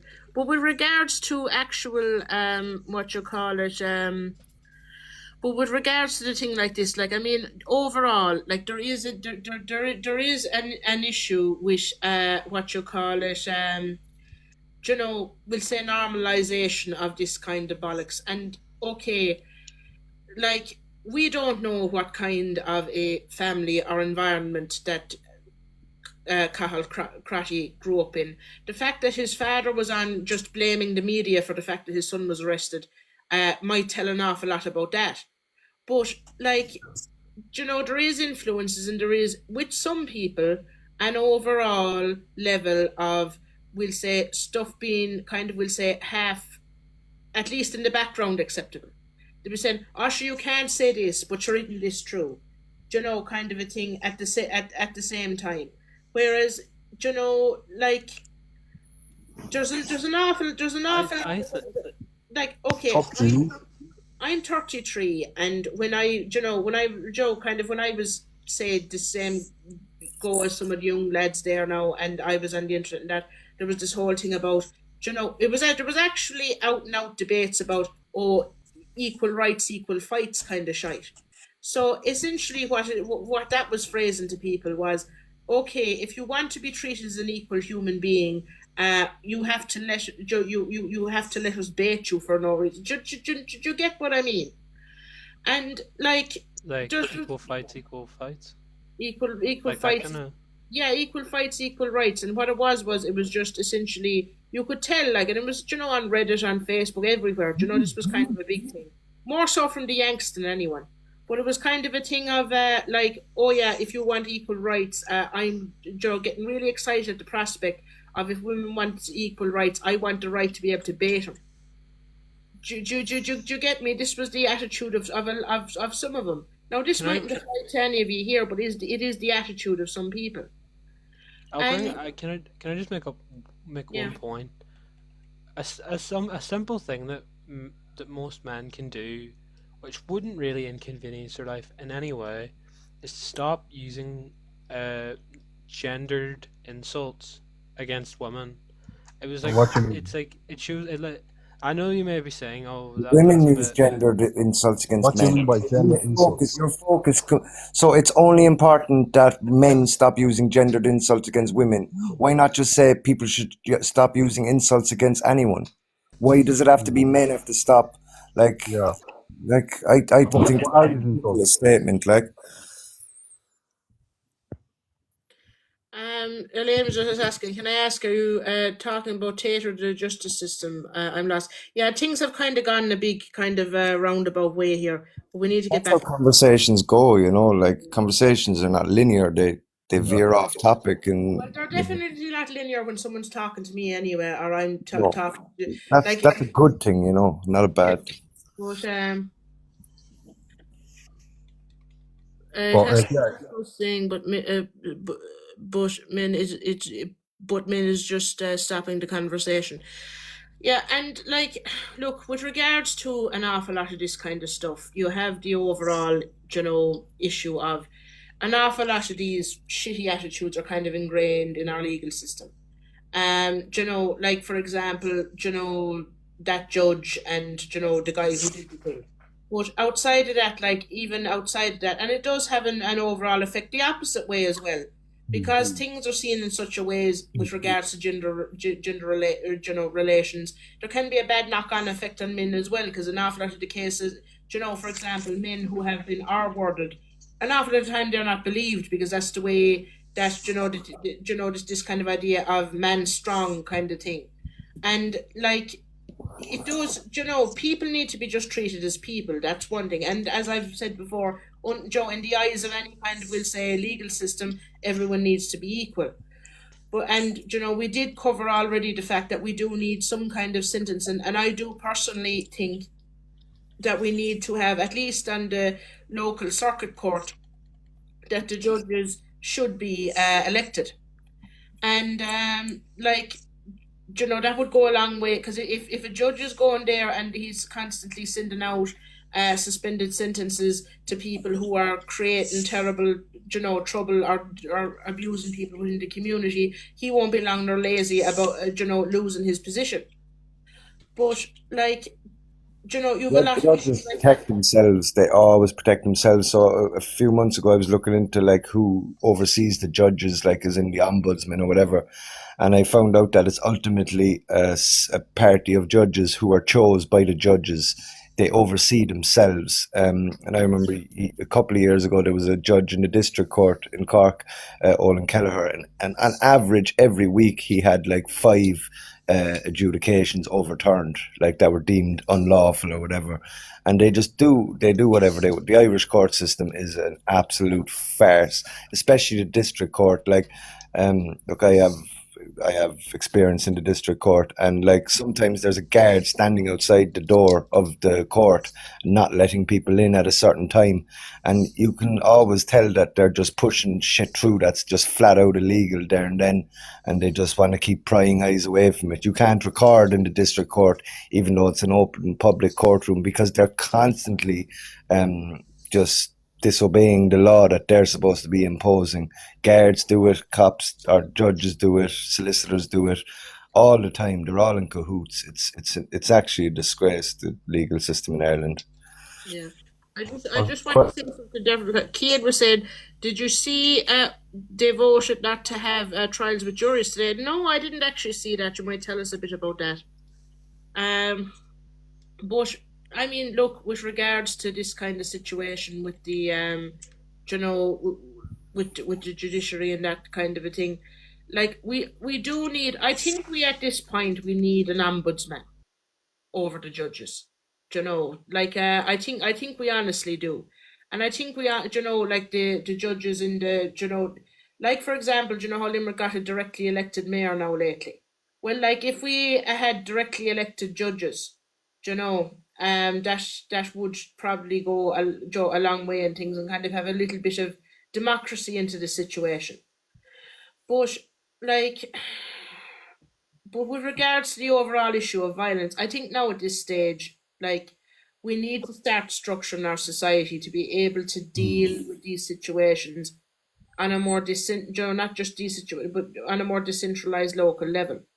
Like for example, do you remember there? I was making the argument for possibly having local patrols. Getting people organised to like kind of a more organised community watch type thing. That if you had, because especially if you could get it going on a local levels and have people going around with body cams, people wouldn't be able to deny things, because you could have people there as credible witnesses who are patrolling the area, and it would go an awful long way in preventing things like this happening. Because like if people weren't like you never see a guard in most of the country. Like I don't know what, like I know you're in Corkly, and I've seen a good few guards in Cork, but anywhere else you could go a couple of months without seeing one. And like that's everywhere outside of the bigger cities. And like, oh, I see Cian is accept. I'll accept Cian there now. He wanted to talk about his thing. I just see that he was requesting. Someone else requested. How you doing? Hello, Well- Cian. How are you? Not too bad. Just going quickly to that point, April, about Cian, you have your coffee cup up there. You must have got disconnected somewhere. Are you all right there, Cian? hello, Yeah. Can you hear me? I can hear you now, Cian. Go on, fire away. Yes. So it was the denial of a jury for a trial, and it was an amendment for the.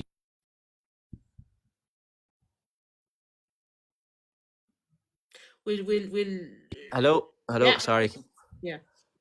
Yeah, so it was an amendment for Offences Against the State Act 1998, and actually, sorry, it was yesterday, and they voted against it. So they voted against the right to have a trial by jury, Jesus and they're Christ. not too sure what courts that falls under, if it's districts. I assume district. I'd nearly bet my life in it. But yeah, so the government voted for it, Sinn Féin abstained, Labour and Social Dems, I think they abstained as well. Right, there was a case the other week with one of the what are their names? Your man who was put in prison over the school thing. What's the surname? Anyway, one of his sisters was recording. Yeah, Burks. So one of the sisters was recording outside the courthouse, as she has a right to do, whatever. The coroner went over to the guard, and basically she was dragged into a closed court, and without any time to build a defence or whatever. I'm not even sure what she was tried as, but she was tried in a closed court, like, and I assume she would have been going not guilty. And in Ireland, the law was if you pled not guilty, you would right to trial by jury. But the judges have been refusing this right for a long time, be it only written into law now. Is they've been doing it for a long time. Like there's been special criminal courts and things like that, and like it's just it just opens up the corruption and them allowed to do whatever the hell they want, you know. Like it undermines the right to remain silent because now you're just going off guard of evidence. There's no other to say really if you don't have a right to a jury. Like In Ireland, isn't it, they can infer guilt by the right to remain silent. yeah, through probable cause, and there's another one as well, but beyond reasonable doubt, they can assume your guilt or your innocence based on that, which is fucking madness too. Like Yeah. Ireland is an absolute farce. Like, look, I have convictions, and I was convicted once of trespassing. Now, it was no more. So, first, they tried to do me for burglary. Now, let me give you a backstory. It was on the street that I live in now. This house had been derelict for 25 years. It had been derelict since my family lived there. The houses were just left derelict, right? So, I was walking home one night to the apartment I live in now. The door was open because they were starting the building work and starting to renovate the houses. There was newspapers 20 odd years old inside there. The door was ajar, right? And it was my old house, and I just had a nose in. There was no malicious intent there whatsoever. There was nothing to steal. Now, the guards came, and I explained the situation. One guard was letting me go, and the other fella tried to do me for burglary. It went up in the court, and they done me for trespassing. But I found out after that for trespassing to have to be pushed through, there has to be a complaint by the house owner. There wasn't, and they just pushed me through the court and convicted me wrongfully. Like I didn't. There was no. It was complete. There was no signs up. There was no. Like there was no. There was no malicious intent. And like even the guard asked me what's the address there to prove my story, and I said the address, and he was like, "No, this is this street." I said, "That's the address." I said, "It was my old house. Like nobody had rented there for 25 years. Like literally, we were the last family to live there."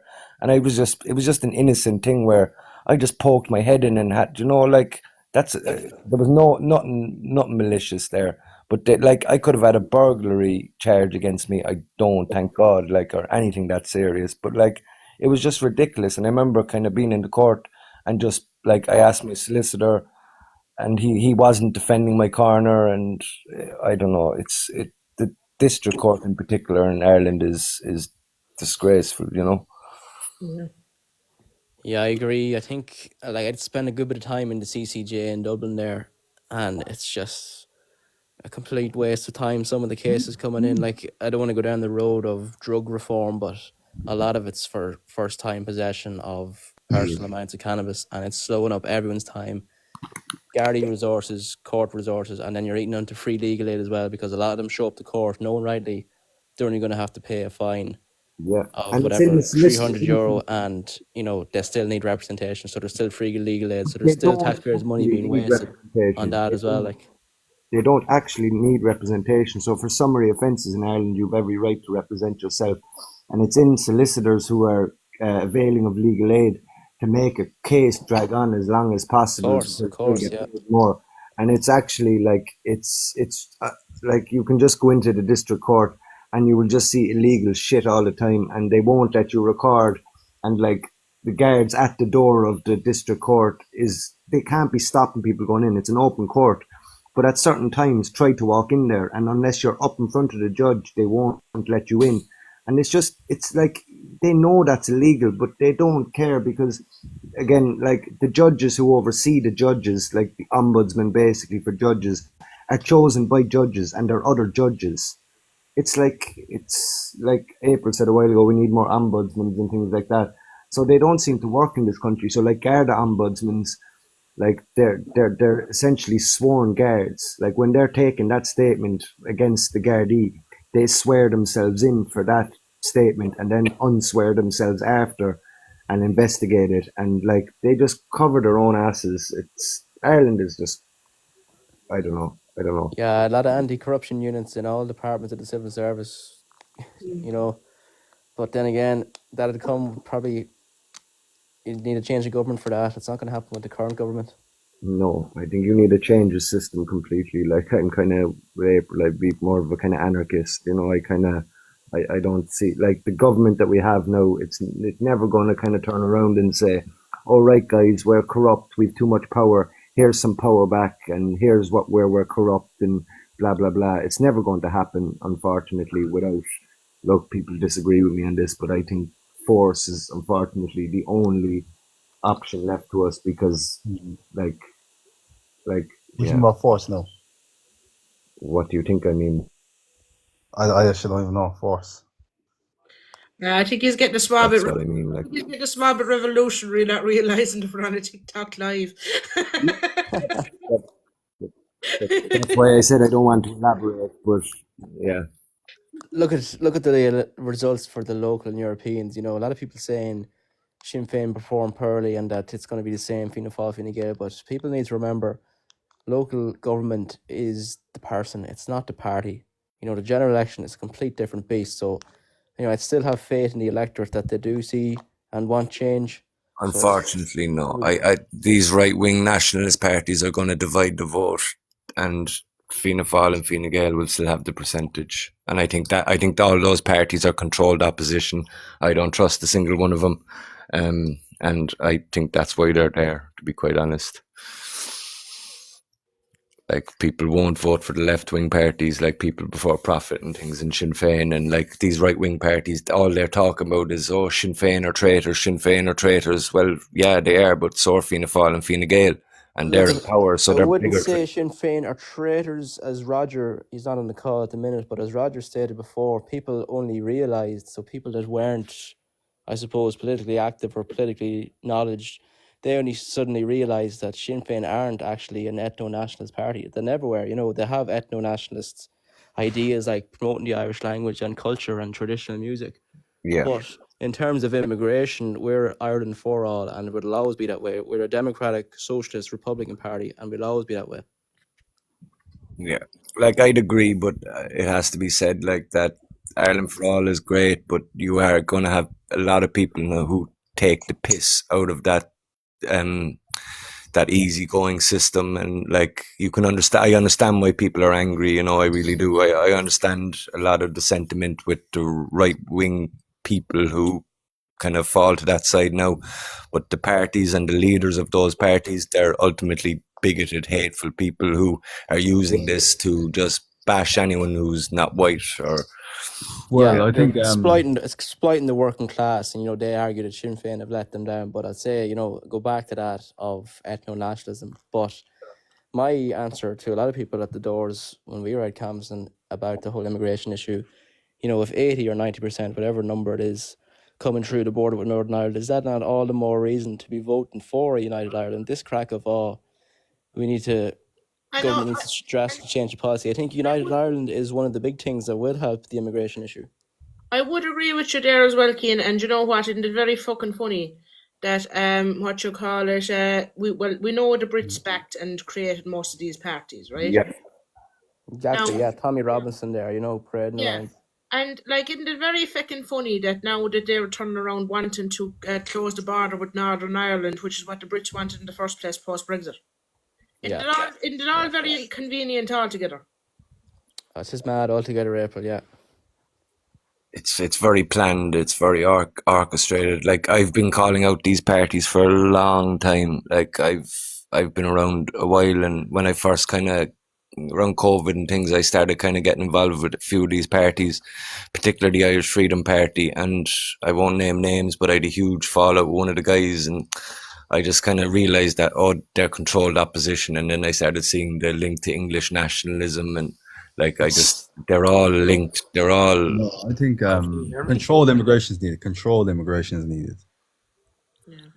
Yeah, but okay, so didn't you hear things like, oh, where's their documentation? Like, if you're a genuine refugee, like your house is blown up, how are you going to have documentation, you know? But then at the other side of it, there are a lot of asylum seekers. There's a difference between refugee and asylum seekers. A lot of them are taking the piss, as in, like, they're lying for the reason they're claiming asylum. I just want to ask one question. Do you not already think, like, this is why I see it, Ireland is a bit of an already immigrated society. Like we've got people from Pakistan that's been here for 20 years, or China, or wherever country they're from, wherever place they're from. They've been here for like 50, 30, whatever amount of years, and they've got nephews, nieces, wherever country they're from. And this country's been immigrated for years, and it's already that way. It's like you're saying it's happening now, but it's been happening for like since my grandfather's been young lad. I've had a black neighbour since I was maybe 10. I've had a Polish neighbour since I was 5. You know what I'm saying? Like these Just people Yeah, out have of been around curiosity, for what age? years. yeah, but hmm? Just What? out These of people, curiosity, what age are you? I'm 33. Like I'm not that old. I'm all my neighbours are of all different cultures, and I've grown up around them. Some are Romanian, some are been there longer than I have. Some are there the same age as my grandfather. Like he passed away only 2 years ago. He's 90. He's Irish. Like I'm Irish. I'm fully Irish. But a lot of my neighbours are Pakistani, Romanian, blacks, Chinese, whoever. They're from all different backgrounds, and they've So been here it's for see, 50 it odd suits years. the Irish government at the moment. So recently, the But you're embassy saying you want no, but you're what I got, and I'm not. I might be picked up wrong, and tell me if I am. You're saying you should stop it, but the no, I'm not immigration, saying but that. it's already happened. I No, definitely we're didn't not. say we're not saying they should stop it. that. No, no, no. I Am I think picking up wrong? Sorry, I might be picking up. That's why you said, am I picking up wrong? So but it has changed recently. So the Irish embassy in London has changed. It's eased up its parameters for getting a visa now, and so also one of the main points I think is immigration has increased is that it's in the government's interest now. They can avail of European benevolent funds, and they're making money on the back of migrants. So they're going to let more in, and they're just going yeah, to be but more But lax you on know it. what? even you say that, but aren't they trying to get I might be wrong by saying this. Aren't they trying to decrease Ukrainians and other people from coming in by decreasing their dole or their unemployment? I think that's just to appease the people and kind of get votes. To be honest, Look, Yeah. look, look, Do you look, think look. so? Like, No, I'm only asking you because obviously there's only four of us on here. I'm only getting your opinion as you're getting mine, but I'm just saying, like, do you think that they're trying to get? I think the only reason they're getting rid of just some of the people is not to appease us Just want to come in because they're after this not if getting you're as sorry. much grants as they used to get. no. Cian, you wanted to say something? I have something to say after Cian. Go on, talk away, please. Just, immigration, whatever, like you could say it's a crisis, you could say it's not a crisis, but I think the real problem is integration. There's Yeah. no plan. There's no plan. Like migrants come in here, they get you can avail of a stamp four. So a stamp four is essentially a work visa, but a lot of them don't get that because they're coming in on asylum seeking status. But if you come in on refugee status, you can apply for a stamp four if you there were certain guidelines, I just don't know them off the top of my head, but one of them was if you're coming here to learn English, that gives you a stamp four, which automatically gives you, it's basically a working visa, but it's like a temporary working Well, visa I to know, I wait for know your for whole a thing to be fact in processed. Mayo, because I know a lot of Malaysian lads and I know a lot of Chinese lads down there. You can't get out down in Mayo. You have to actually get your green card stamped by the Gardaí. No, I'm not saying you're wrong. It might be different in different counties, but Mayo, you have to get it stamped by the Gardaí. But See, it might be that used to different be the counties, different case. That solutions. used to be the case, Martin, where the Gardaí, so the GNIB, Garda National Immigration Bureau, they used to control all migrants and asylum seekers coming into the state. But now that has been handed over to the BMU, which is the Border Management Unit. So that'll be in Shannon, Cork, and Dublin Airport. So they'll stamp the passports, do the fingerprints, they'll do all that. So it's taken away the power from the Gardaí, GNIB. So now all they're focused on is really deportations, which I suppose is a good thing because they were probably overwhelmed with them coming in and But do deportations. you So not now think, it's kind of, can I throw it's delegating the power a bit more, I suppose. I think no, because we've been a country, and I not say it's wrong or right, but I think we're a country that we went abroad about in the 1960s, 1920s, whatever year it was. I'm not great at my history, but we were a country that went off to America and got whatever amount of million people in America, and they're always claiming to be Irish. Do you think these people now want to come here? That's my only question I wanted to ask you that think, look, we're from war torn country or wherever we're from a fucked up country, and we want to come here to make a life for ourselves, and we want to do what Irish did years ago. Well, look, my opinion on it is That's like, what I think. I think we did it years ago. Why can't they do it now? yeah, my opinion on it now would be the No, same. I could be wrong. Like No, I they could don't know. be Look, criminals. I agree. I don't like criminals. And if they're criminals, send them back to their own fucking country. Don't get me wrong. But Let April they're speak. nice people, let Yeah. them in here. Yeah, but look, this is, you know, I would agree with you there. Like what I have argued in this situation is essentially what we need to do is we need to remove the immigration system from politics, and it needs to be put into the hands of experts, of people who can see there statistically 100%. how many people we can what you call it we can feasibly look after, accommodate, and integrate into I our agree with you. society. And you know, and make out a formula that based Check on their economic backgrounds. factors, based on housing stock and various other factors, and just take it out of the hands of politics. Because on the one end, As it's you said, check their backgrounds. yeah, and check their backgrounds. And on the one hand, none of this is in any way fair. And on the other hand, you know, like this, you know, we were talking about the you know, the legal system and violence within the legal system, and you know, it's impossible to have a conversation about anything else without immigration being a factor in it. Yeah. 100%. That's just the way political discourse has gone. It is completely distracted from every other issue. I And 100% agree with you. Yeah, but We should and check their. I 100% agree with yeah, you. We should check their background, see do they have a criminal record. If they do, don't let them in.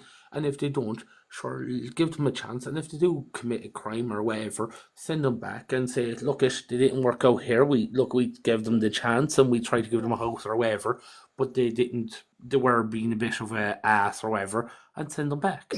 yeah, and I mean, like the thing of it is as well, you know, with regards to a lot of this, like you know, you know, we have an issue at the moment where the Brits are sending a huge amount of them across the border, and I know they're doing like this whole situation is orchestrated.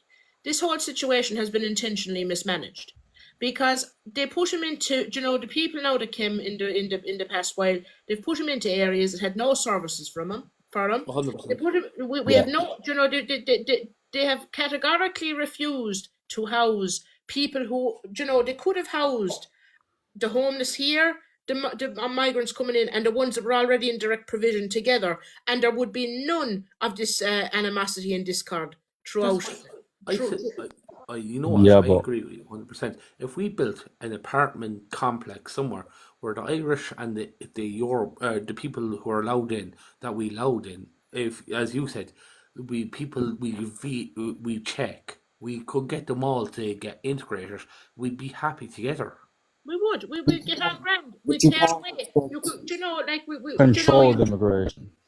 yeah, Yeah, and because if the immigration, as you said, were sorted properly, like, because there is people who actually want a genuine life and want Just their want to kids come in genuinely again grown after up. April if you have a chance. Sorry, Sorry, go ahead, Martin.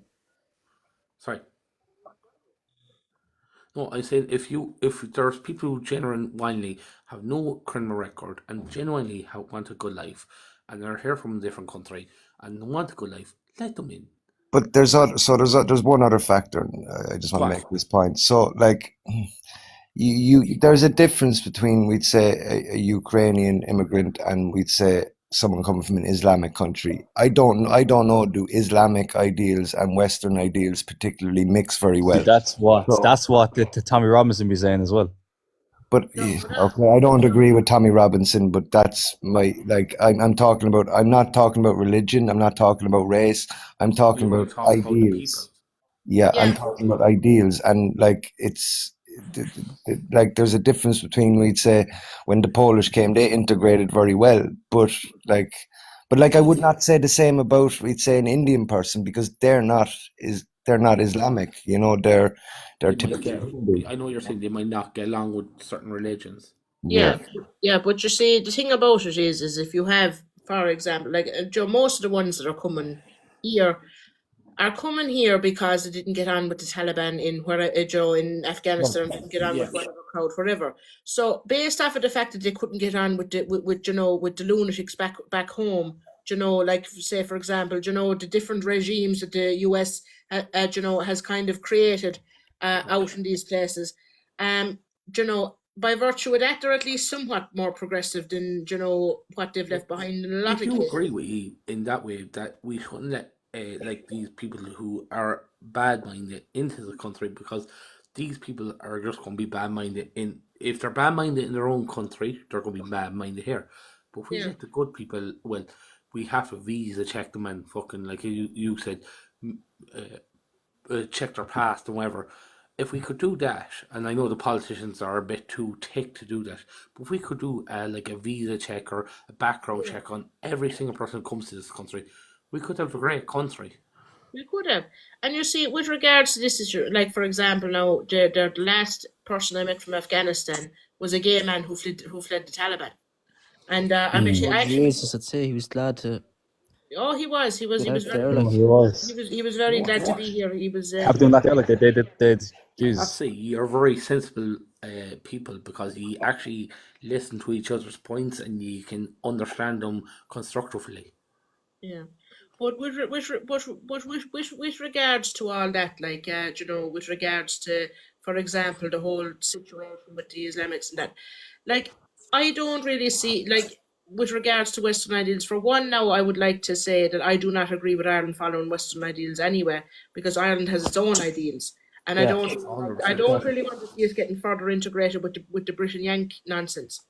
But with What's that? regard but with regards to, we'll say, the people coming from Islamic countries, I don't see how, with the right level of support and integration, that they can't, kind of, you know, integrate into Ireland in a more progressive way than what they left. If you get me, I So, don't. I I just don't. come in on that making there, your April. point in terms of, say, you were a homosexual man living in this country, and like, let's not beat around the bush. Islam is not exactly, regardless of whether there's an exception to the rule where you met an Afghanistan man who fled here. Let's not beat around the bush that Islam is not exactly open to that type of lifestyle. Yeah. I could see being from that community, that I would be a little bit worried about more and more Islamic people coming here, because, like, But if we, you as know, you said, as they, sorry, I don't know which is it. I don't know which one is the woman. Here, April, Neve. Sorry, April. Neve. Because I can't see her name. Sorry, I only can see Oh Keen yeah, and Dylan. Uh, his names. she's the But host. sorry, I'm just saying. But as she said, we should have a background check on them, and if they're saying, "Oh, I'm worried," get a counselor or a professional person to talk to them and say, why are you entering this country and what's your situation and how come you're entering this country and why should we accept you? But a lot of it comes down as well to equal If we application. if we could get, as I said, professionals to talk to them, Can I it'd have, be a great country. I have a question to ask Go on. Martin? Go on. Do you work in the immigration center where you build it all the immigration centers and all? No, I don't. I don't work in the immigration center. I just live beside a lot of foreign people in my life. I've a Malaysian man live in my house. I live beside an African man, a Polish man, and a Romanian man. And I lived in a poor area my whole life, so I've seen every type of uh, foreign person coming in and out of this country my whole life. Okay. No, but just just the thing I wanted to say, and it is like, do you know, like a lot of this comes down to equal application of the rules, because like if we are not going to accept homophobia or someone attacking, say for example, just to answer Lee's question there, if we're not going to be accepting that from, say, an Irishman, we shouldn't be accepting it from a foreign man either. Everyone should be equal under things. So I personally think now that if, for example, someone is from a background out there, who might be inclined to oppress someone who is gay or what have you, that they should be taken to task just the same as if it was an Irishman doing it. And I think it's very easy, like after a bit of time and a bit of kind of refining down of who's here and who's not, it would be very easy to integrate it. But you see, you have an issue, and what a lot of people like to ignore, right? With regards to other countries that have faced issues with immigration and faced issues with the integration of groups from other places, is you have a couple of different issues. For one, you have the issue of some of these countries, like for example England, were colonial powers themselves, and like the main reason why a lot of people are going there is because they're a recognizable name from the time when they were colonizing them. Like for example, the number of people from various African countries that are in England and that, or from the Caribbean, Even and that, as you're saying, they're trying to close down the English yeah, borders to let yeah, people in. yeah, and I mean the issues there. What the reason why these people are displaced and are coming into Europe in the first place is because of the likes of Britain and France. Then on the other hand, you have places who like it has been mismanaged in an awful lot of places because two dual truths. For one, an awful lot of the immigrants into various places were ghettoized into places, like for example, putting in 2 or 300 fellas from Syria or somewhere into a place with no integration with the broader community. Whereas if they put in 2 or 3 lads here and 2 or 3 lads in a village down the road and 2 or 3 lads further over, they'd have integrated into society, if you get Well, me. like we seen a protest here, like 2 towns away from me. No, I know this is not a big thing, but I'm from the west of Ireland, and Mm. we seen a protest because there's 120 Ukrainian lads coming in, and uh, 50 of them were apparently rapists, and they got shipped out again. And now that shouldn't be allowed. And I said, I accept everyone, but I said no, they should have been profiled. April, I just want to raise a few points here, so just bear with me, and I want to get people's opinions on this as well. So Liam and as well, Work away but there, kid. just with the whole immigration thing. So Michael O'Leary, I wouldn't often give him I have to credit, go. but There's he only a made some microphone great there, so he made some great points the other day on the radio about. So let's say a lot of the migrants are coming from France, Germany, which I've seen. I see it in the airport. Like I see it not on a daily basis, but at least 3 times a week. We should be able to send them back there because they're not actually fleeing persecution. They've already claimed asylum or refuge in another European state. So we should, and we actually, I think we do have a right to send them back. But now with the Migration Pact, I think that allows for 30,000 to come in a year. So I think as well, if we're going to have a new Ireland, a united Ireland, we need to get these people in, the ones that can be here and that are vetted to be here, get them in, get them integrated, let them build this new Ireland for us. And then if you let the new people in this country build the new Ireland, that's them integrated. The rail network as well. The rail network is a big one. Like, who's going to build all the rail lines? You might say it's modern day slavery, but a lot of our people are going to Australia. They're working picking fruit for a couple of months. You could argue that's slavery. Or how is Dubai built as well? Like, I think there's a lot of different variables, but I'd just like to see your opinions on if we do get people in through the proper channels, and if we do get them integrated by building, let's say, public infrastructure to improve the country. What's the opinion on that? Well, my opinion on it is now it leaves a very bitter taste in my mouth, the idea of exploiting migrant labour. And that's just as a socialist. Okay. But my view on it is if we should integrate them with us and we should build a new job, build what we need to build together. I don't see like an awful lot Oh of yeah, people- no, I don't mean them solo I know, building but it. I know exactly what you mean, but I just like to address it because there's an awful lot of rhetoric with regards to, oh yeah, we need them to do these jobs, but why are we devaluing some of the most essential labour we have? That's one major issue I have. Now that with regards to letting them in and helping them build with us, I would agree, but they should be building with us. They should not be made a ghettoized lower class. Yeah, no, I completely agree there. I completely agree. Like, Because there's an awful lot of kind of Joe rhetoric about, oh yeah, we need them to fill these shit jobs picking fruit, or we need to fill these shit jobs shoveling a bit around roads or what have you. But the fact of the matter is that that all of these things should be proportional to percentage of population, and I think myself like we need to. One of the major things here is that we will have migration issues for as long as right for as long as you see we've this overall issue of neocolonialism where these people are being displaced from the people they are by the main colonial powers, and they're then being brought into Europe to devalue and as a cheap form of labour. So my two tracks in it is one, Ireland as a state should be kind of working with some of the areas where the most migrants are coming to us from, and saying, right, well, we'll set up, Joe, we'll help you set up a co-op doing such and such out here, attached to an Irish co-op here. Like, for example, some of our agri co-ops could maybe work with Algeria on some stuff that we can't produce ourselves. They can produce great fruit and what have you, more so than what we can. And But we we could already do that with Brazilians. So the reason a lot of Brazilians come here is because we've very similar health and safety regulations, and they can just come here and work in our meat plants and things like that without any extra training. So like I can't see past that. And it's not all refugees and foreigners, but like Islamic ideals are so, and when I say Western, I don't mean necessarily American or English. I mean like just freedom and freedom to be gay, freedom Liberal, to liberalism. liberal. That's what I kind of mean more so.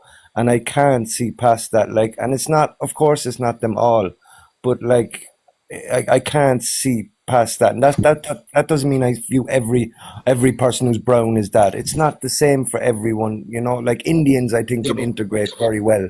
But someone coming from Iran or Iraq, I don't think it's the same, It's different civilization. What is an Islamic? But that's why integration What is the crisis more so than immigration. Well, the interesting thing about that is I'm glad you brought up Iran, because Iran was a lot freer than us in the 1970s. In the 1970s, before the Ayatollah, he introduced the hijab and things. There was no hijab before him, Can I ask a question?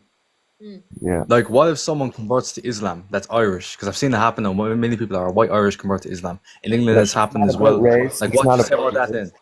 It's not about race. No, but I'm saying Islamic, like you're saying an Islamic country. But I don't know what Islamic, like I know a predominantly Islamic country, yes. It's not supposed to be about race. But then you're saying about the homophobia and stuff and whatever, but there is people here that are Muslim, that are white. It has to be said though. Of course there are. Look, with regards to the homophobia, we've enough of them ourselves, and I mean, 'twas Irish lads that chased the lads through the Phoenix Park. But like, overall, as I said, what it takes an equal application of expectations within society. Now, what I was saying earlier, I was talking about, there some countries have made a mistake in allowing, for example, people from immigrant backgrounds to, do things that were oppressive to other communities, like, for example, the gays and that, and kind of turning a blind eye and kind of sweeping it under the rug. Now, I know a fair bit about Germany because, my boyfriend is German. That has been an issue in some parts of Germany. It's been an issue in Sweden. But the thing about it is that with regards to that is there's an awful lot of them as well who are also sound. And if we are applying the equal thing of we are not accepting this hatred, be you an Irish homophobic Catholic lad or a Muslim homophobic lad from wherever, that shouldn't be accepted from either one of them, and both of them should be made to kind of come to task on it and to cop themselves on and to not be doing this, because you see the thing about it is like I don't personally excuse homophobia within Islam or other kind of religions, because overall you have two things there. For one thing, like, my personal belief in it, like I am Catholic, but I'm not homophobic, right? And the thing of it is that you can have your religious beliefs, but you can also view your religious beliefs in like, okay, these were written a couple of 1,000 years ago, or a few hundred years ago in the case of Islam. I think Islam is about 700 years old. And like, these were all written through the lens of, people who had their own lens through their culture, right? That even if you're a religious person, you can see just at the fact of that these things were written down by people who had their own view, that it is, it's kind of a Chinese whispers game of, what the word of God would be. And people need to realize that from all communities, all religious communities, and they need to be made to realize that you have to give basic human respect to anyone, regardless of where they come from, regardless of their sexuality, regardless of anything else. And if they're not willing to do that, they should have no place here. But if they are willing to do that, they should be allowed to have a place It here. would be very easy to kind of judge that. So if at the border you ask them, do you believe that Muhammad was a prophet and that everything he said is true? And I've been in a few lives recently with Muslims and things like that, just kind of debating and things. And Jesus Christ, some of the things that come out of their mouth was absolutely shocking. Like, I was called a cuck because I said I wouldn't really mind what my partner wore outside. And like, I was really shocked by some of the things they said. And there was, out of all of them, maybe we'd say 20, there was one kind of progressive guy. But when push came to shove, he started aligning with the more, and they weren't even extremists. They recognized themselves as moderates. And like, if you like, they believe this, and I like, this can't, like, whether we think it's ridiculous or not is irrelevant. It's what they think. They believe that when they get to heaven, they are entitled to X amount of virgins. This is not, like, I've spoken to them and they believe this wholeheartedly. And it's like, you're looking at them and you're like, you believe that really and truly? And like, we can think what we want about the religion. I'm agnostic. I'm not religious in any way, shape, or form. But like, it's a different beast. And I think we want to look at it from our lens and our society, but they're coming from a different lens in a different society. And it seems to me a very oppressive religion, and I can't say otherwise, And of course, that doesn't go for all. That of course doesn't mean, like, my last job, I was working with a guy who was Muslim, and I helped him every day, and like, I gave him respect when he wanted to pray and things like that, and I would not be mean to this guy, He's a human being, but it's an ideal. It's not necessarily how we view it, it's how they view it. And if you ask them at the border, do they believe the Prophet Muhammad's word, as everything they said was gospel? Like, look what happened in Sweden when that cartoonist criticized Muhammad. Like, and they will all, like, that came up a lot in Two of the Lives, and they were like, yeah, they were right. How dare you speak anything bad about Muhammad? And these were guys from the UK and Australia and Malaysia, Yeah, particularly. but by that same token, I got absolutely reamed in a Catholic group that was kind of more you of not condemning gays. Mm. And it was because, and how it came up was basically there was a guy there who was, look, it's a complication of thing, but there was someone there saying essentially, about that they were thinking about, because there wasn't that many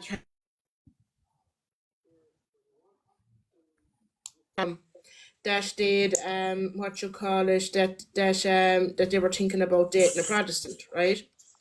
And then and there was someone in the comments said essentially that basically or that that it's kind of, like, you think that now, but like, think down the line, it's very sad to see a woman, essentially a woman who going to mass with her kids and her partner not being asked, and basically there was this guy, and he was basically giving it loads about how you can't be Catholic and be, liberal or progressive.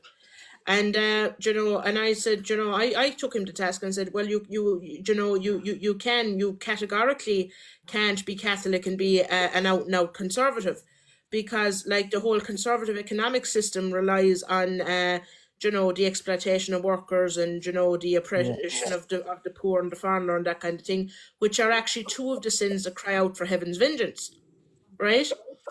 And as well as that, and I said to them, like, there's this whole thing. One of the other things that cries out for heaven's vengeance, like one about Sodom, about the sin of sodomy, and like, I mean, the story of Sodom and Gomorrah, angels are genderless, so it was kind of essentially a thing of, trying to gang our word, God's messengers who actually don't have a gender. So I don't really see how that could be even perceived as being gay anyway.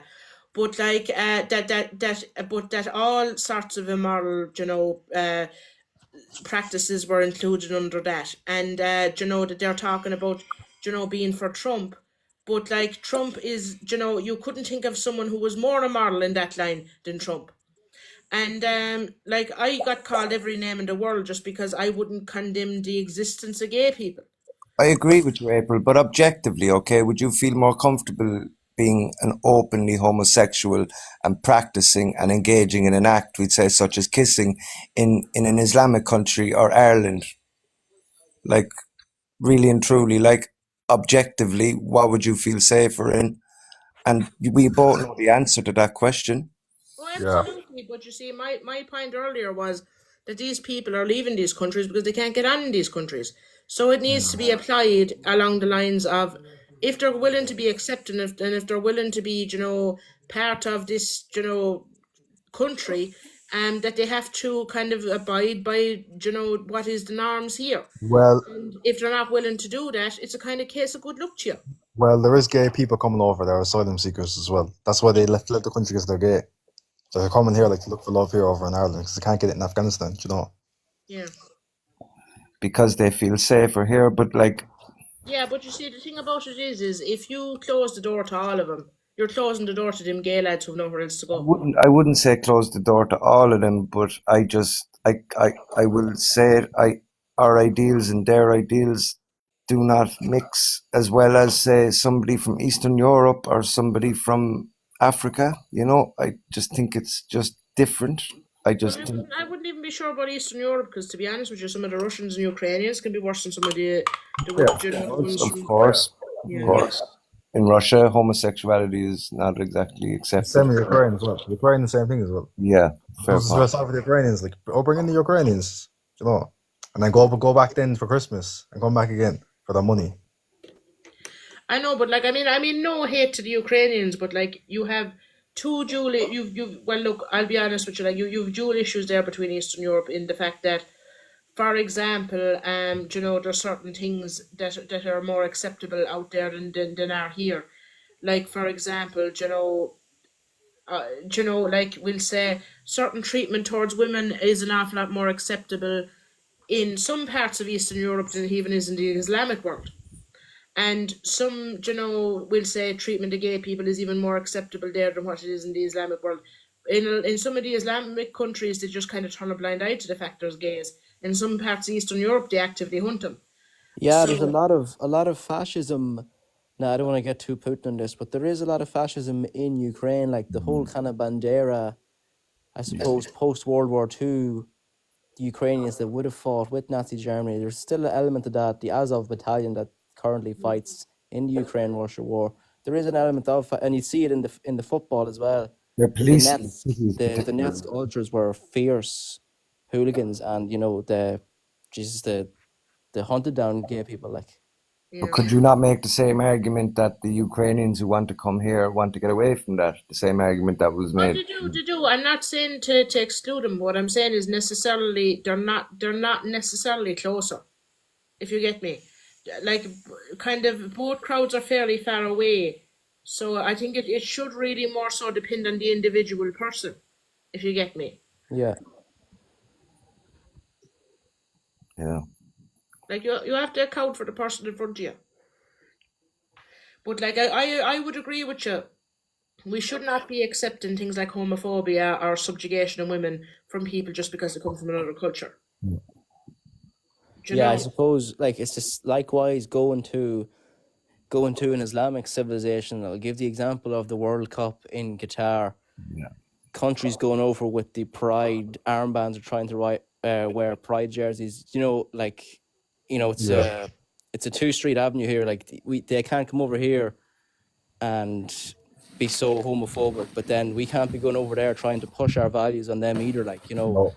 And I think that happens a lot. And I think the Western, I suppose, civilization has a lot to answer for there, trying to throw the values into different civilizations that, okay, you don't support the LGBT community, then you're demonized. And I don't think that's too fair because it's a complete different civilization, it's a complete different thought.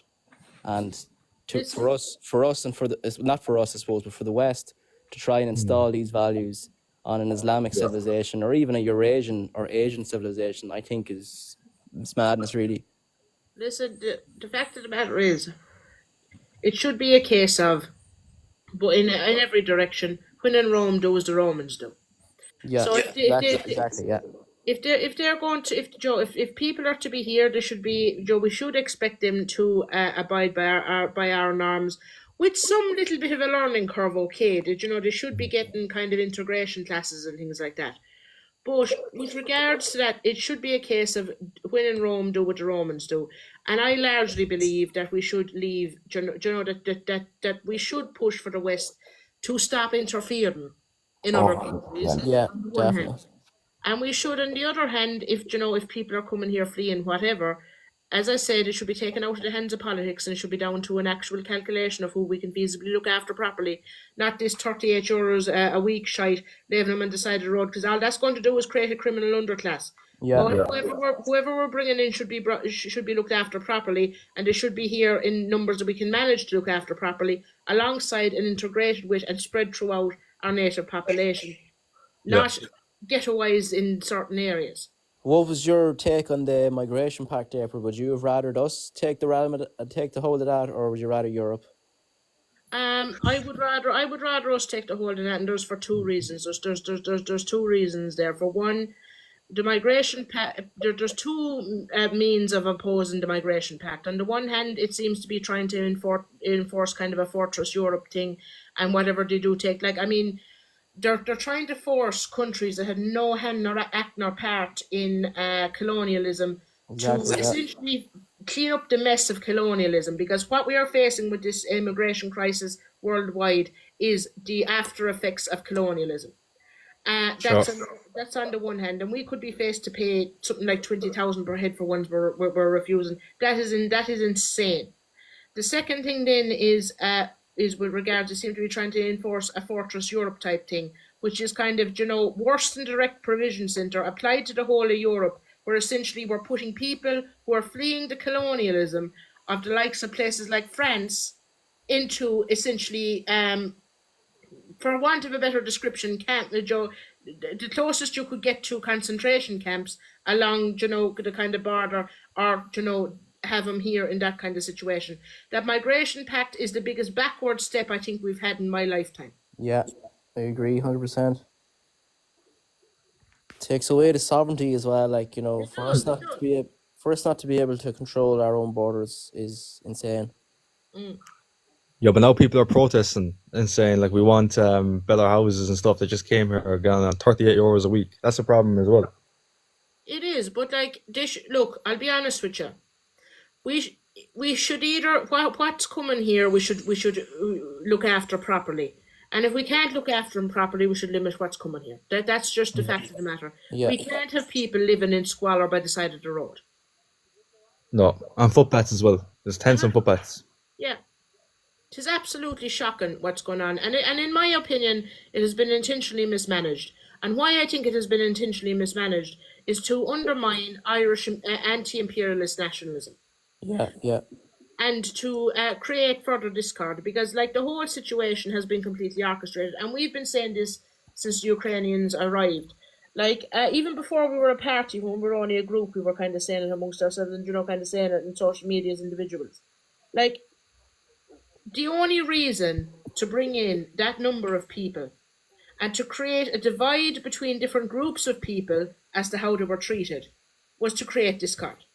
And to import a scapegoat, which they have successfully done. Like, this was almost a premonition. They have successfully created a scapegoat that anything that you're trying to discuss in this country now leads directly back to immigration. Yeah, jingle the keys from the real issues of housing, health, cost of living.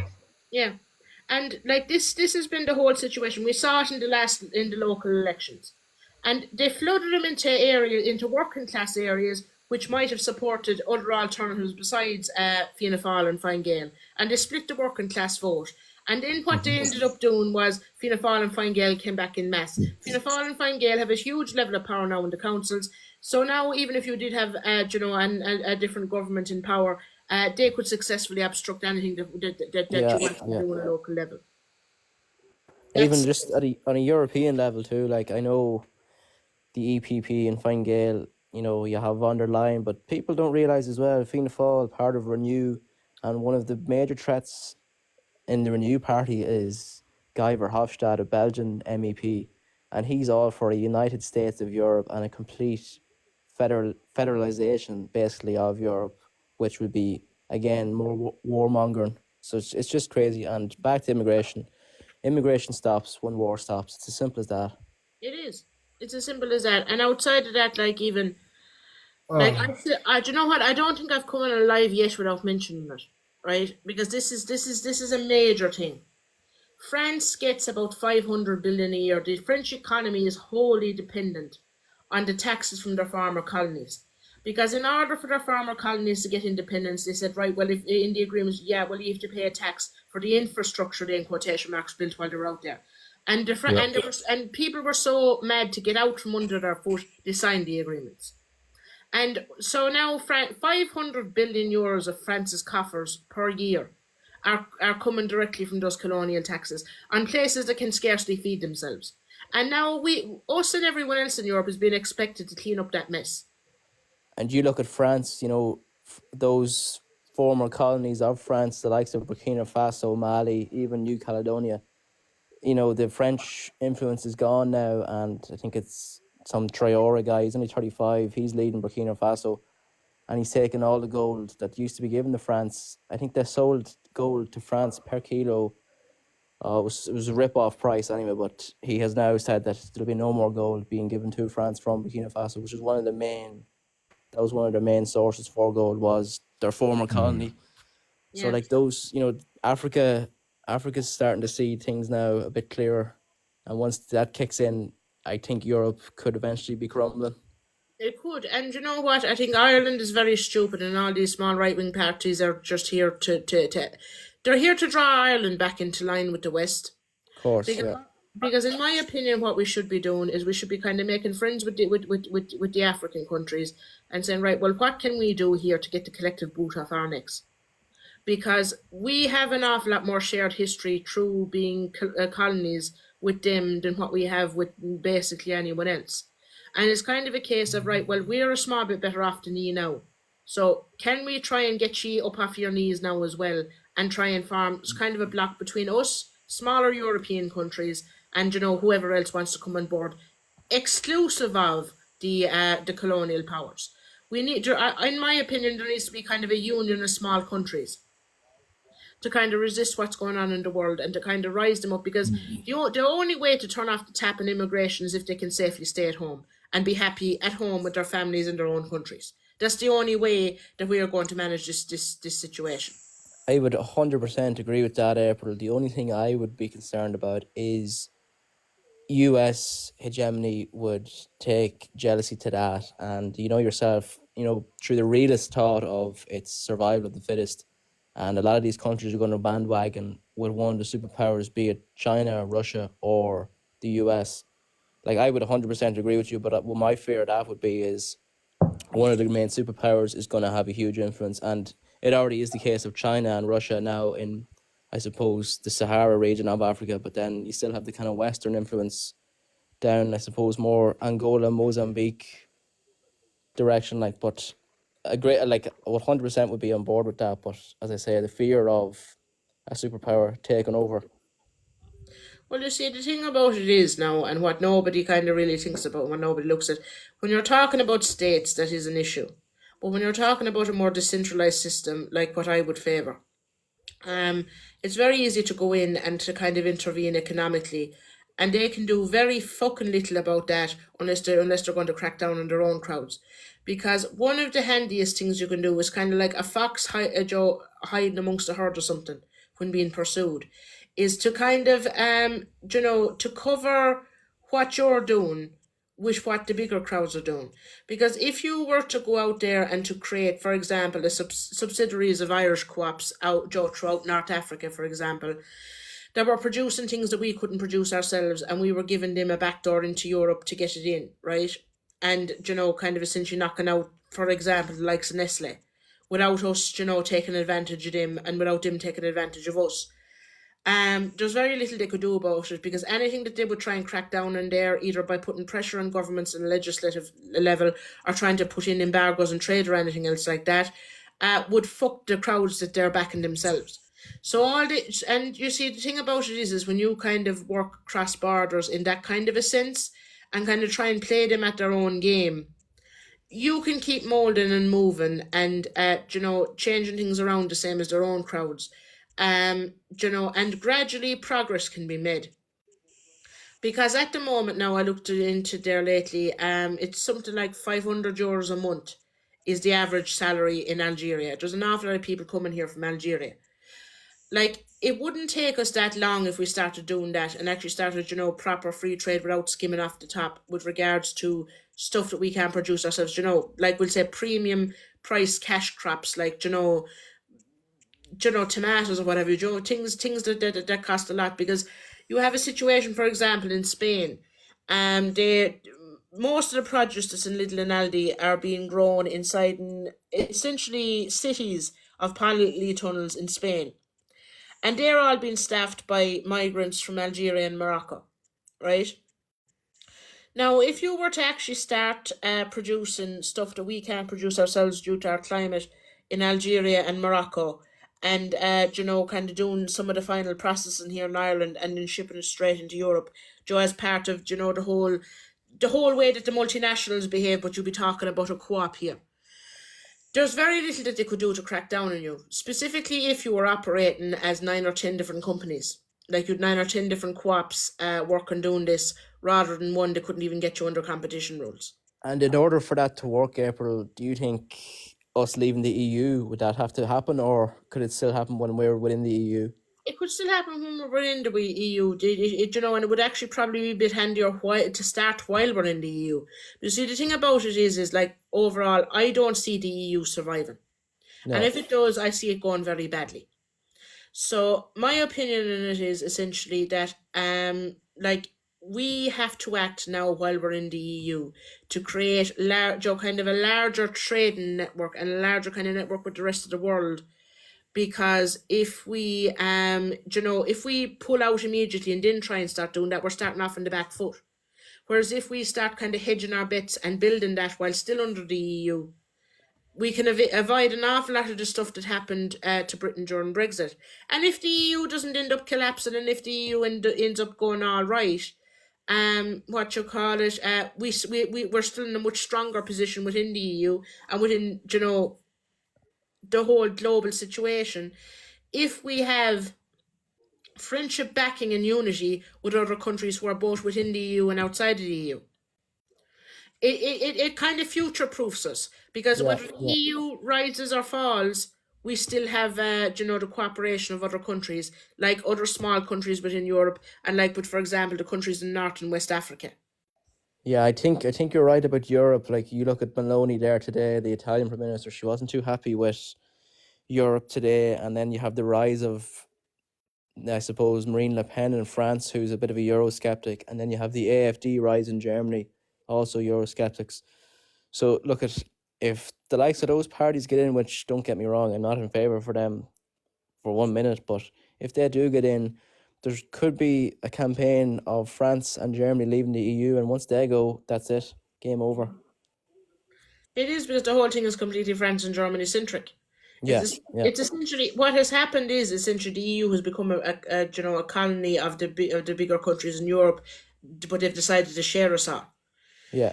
And if we were to look at who we might have the most in common with regards to the EU, what we'd be looking at is the Scandinavian countries and some of the Eastern European countries.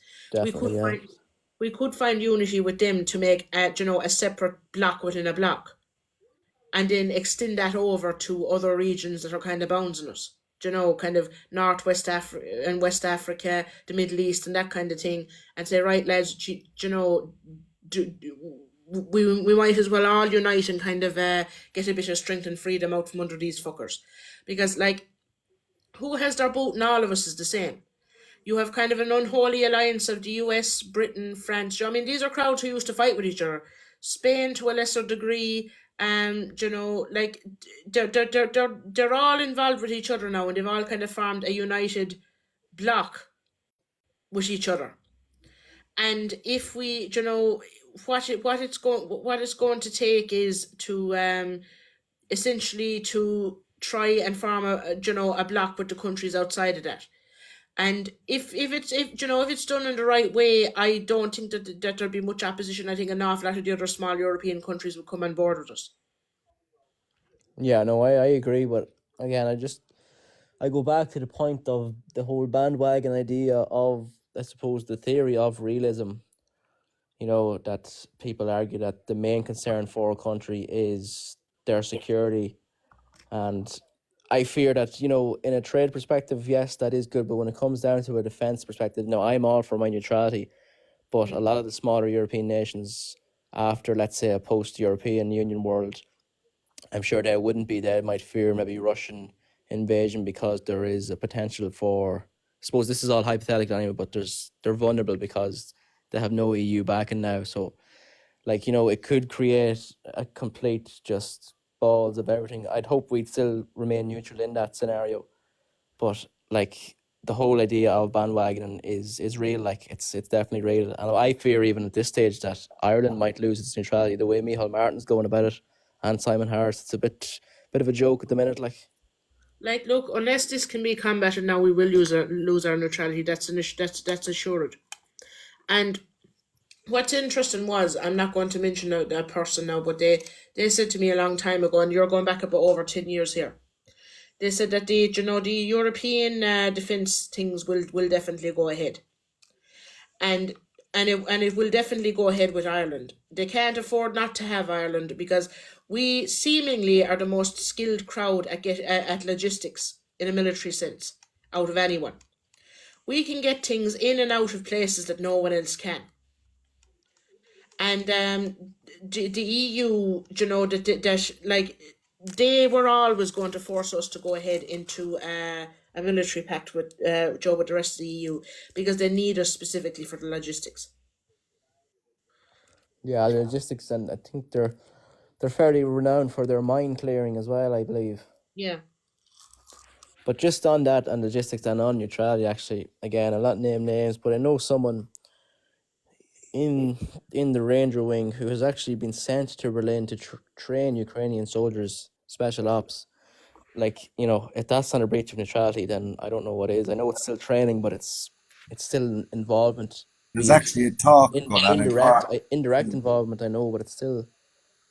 Sorry, There's go ahead, Liam. a talk going on in Cork soon. I actually posted it to the group about our involvement in creating arms and things like that. I actually posted it. It was posted on the front of the Bishop Lucy Park. But yeah, I don't think we can even claim neutrality anymore. Yeah, but you said that to me. It was the Connolly Youth movement were going having a talk on neutrality down in Joe. Essentially, our involvement in the global arms industry down in Cork, Joe. They were going to have it down in Cork. And even, Shannon Airport and even Dublin Airport. I worked in Dublin Airport for the last 2 years, and I've seen German warplanes land in Dublin Airport, Luftwaffe. I have video and photo evidence of it. I was in contact with again one of the only journalists who would actually take it on board was Che Bowes. Now I know he's not actually living in Ireland at the minute; he's in Russia, but he's huge on anti-imperialism and Irish neutrality. Now I know you could argue that he is a Kremlin puppet, but in terms of neutrality and in terms of getting the word out there that other people won't put out, I must say hats off to him. But it's just when you see these Luftwaffe planes landing in Dublin Airport, you'd be thinking to yourself, if opponents got a sniff of this, you're one of the main targets for a missile. There's no question. One of our main trading things with Israel is chips and things like that they're using in drones and weapons. I don't know enough about it, but the statistics are there. I think it's kind of ridiculous. I don't know. We're not neutral and we don't have the ability to defend ourselves, and then we'd have to rely on the UK to actually defend us in any situation such as that. Listen, we missed a serious trick there. They're kind of Joe a couple of years ago. During this whole Ukrainian crisis thing, Switzerland were decommissioning their current missile defense system, right? And they wouldn't. They decided to just scrap it because they couldn't guarantee any of the other countries in Europe weren't going to send it in Ukraine, and they're neutral. We were a neutral country at the time, and we could have got for a couple of billion, one of the best missile defense systems that were as a neutral nation that was ever created. And why didn't we snap at that when we got the chance? Because Go ahead. yeah, because we could set up Ireland to in armed neutrality. Like, my personal belief in neutrality is we need armed neutrality. Of course, yeah. And now, I mean, there's people there who will argue with me, but it's absolutely ridiculous and insane to suggest that a small post-colonial country should be that's neutral should be disarmed. Right? There's no argument there that that is not absolutely ludicrous to Yeah, say it's you're dead right. that we should be disarmed. So, I mean, we could set up our military, and I mean, Joe, going back to this, we could set up our military with proper standards and root out an awful lot of this kind of violent stuff that, seemingly there's something like 68 members of the Irish Defence Forces have been brought up in various charges in the past while. There's between convicted and due to be convicted, there's something like 68 of them. And you're talking everything from drink driving to right up to the R word. And like, if we were to root out that, clean up our defence, to clean up our military, and to actually install specifically just defensive, military expansion, just kind of, we'll say, for example, stuff for home defence rather than for attacking, anywhere else. It would not cost us a whole pile of money, not as much as if we were to be getting ourselves prepared, the GDP percentages for things shite like NATO, and that I massively oppose the idea of us joining NATO. But if we were to just set ourselves up for defending our home ground and defending our home ground well, it would not cost us an awful lot of money, because there is absolutely no way we can be politically neutral while being militarily dependent.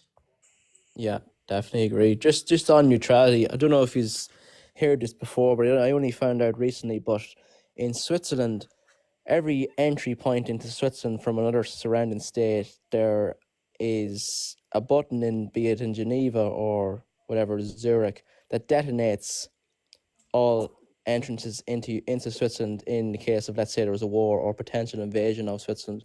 There's buttons to detonate all bridges, all tunnels, whatever else. I only read about it recently now. It was interesting. Obviously, it doesn't work here because we're an island, but it was an interesting read now, I must say. I'll try and find it and I'll send it on to you, but if I can find it. Do. And like, with regards to all of this, like, okay, having Northern Ireland there and not unified is a serious security risk to us. But as well as that, like, you have the issue, like, where we should be putting our money is in a missile defense system and the navy. That's where we should be putting our money into. Anything else is only bollocks, really. Sorry to interrupt again. I have a good friend in the Navy now, based down in Cork, but he spent the last 3 months working on an oil tanker in Peru in the engine rooms because there's not enough people to actually man a ship and patrol the Irish coasts. They're waiting for 2 new boats as well. Yeah, but that's what our Navy are doing, are working on oil tankers for oil companies in Peru or Bolivia or wherever else off the coast of these countries. Like. We've only one ship, isn't it, to defend our coast or something? I think it's one, yeah. But I think they ordered 2 new ones in, but sure, God knows when they'll be ready. Got them in Spain. I think it's a Spanish company built them. I'm not too sure what the name of the company is, but again, I'll do some digging on it. I don't know much about this, to be honest. Or anything, to be honest. Yeah. Like, I don't think we can really, like what April's saying makes a bit of sense to somebody who doesn't know, like, missile defenses, but like, ultimately, can we defend ourselves? Like, we can't even fund our own hospitals, that's kind of where my mind goes. Like, I'd love to talk to a military strategist or someone involved in that. I must actually, because I would have done a bit of it in college, but I must get on to some of the professors and ask them how long did they reckon it would take for Dublin to fall. What's your opinions on that, Liam and April? How long do you think it would take for the capital to 12 fall under hours. an occupation or an invasion? 12 hours, I'd say. Look, Liam, I'd say you're more optimistic than me. I was thinking about 4 to 6 hours. I'd say it'd be an automatic surrender almost. Would there be much resistance? Yeah. Depending on the firepower coming. The only thing I know is that Spike Island, like, that's supposed to be one of the strongest strategic defensive points in the whole of Europe, and they do have kind of weapons out there and things. But other than that, I don't think we have any means to defend ourselves. Like, No, just basic radar and, as you said, April, air defense and missile defense. I think you're all right there, because the likelihood of a sea invasion is probably a lot lower than it would be for an air invasion, because I suppose if it's coming from the Brits, a sea invasion is probably more feasible. Depends on if it was the case, it did happen, depending on whether the North was still part of the UK. Then an air invasion is obviously going to be more common. Well, like, like as you say, it depends on which crowd is invading us, but I'd like to kind of hedge my bets there. I'd like to see us to build up the Navy, because I'd like to see us build up the Navy anyway, because essentially, all this crap with the fisheries. I would like to see us, until our fish stocks have been replenished, to essentially make a sea reserve out of our waters, and essentially blow anyone who doesn't take fuck off and answer into oblivion. So I mean, like, that would be essentially, because I don't really see, like, it leaves a very bad taste in my mouth, the fact that we have a whole heap of fellas by the coast who are now being made to scrap their fishing vessels, but anyone who likes can rock the seabed here. yeah, that's kind of crazy. Yeah. So that's one thing that I would like to see. I would like to see us to actually properly defend our waters. But that's one thing. The other thing then, of course, is, and I would agree with Keane, that we do definitely need air defense. But I think an awful lot of air defense can actually be achieved by having a surface to air missile system. Anyway, lads, I'm going to let you go. I'd say I might have to rerun this, because we actually didn't really get through everything that I wanted to talk about. Tonight, I wanted to talk about the urban areas under siege and the rural areas that are also being raided, and a few other things. So I'd say, look, it is a very involved subject, so I'd say we might have to take a couple of runs at this. But I'm wrecked now, so I'm going to say good night, Chi. Good night, folks. Thanks for having me, April. See you now. Night, lads. Talk to you later. All the best.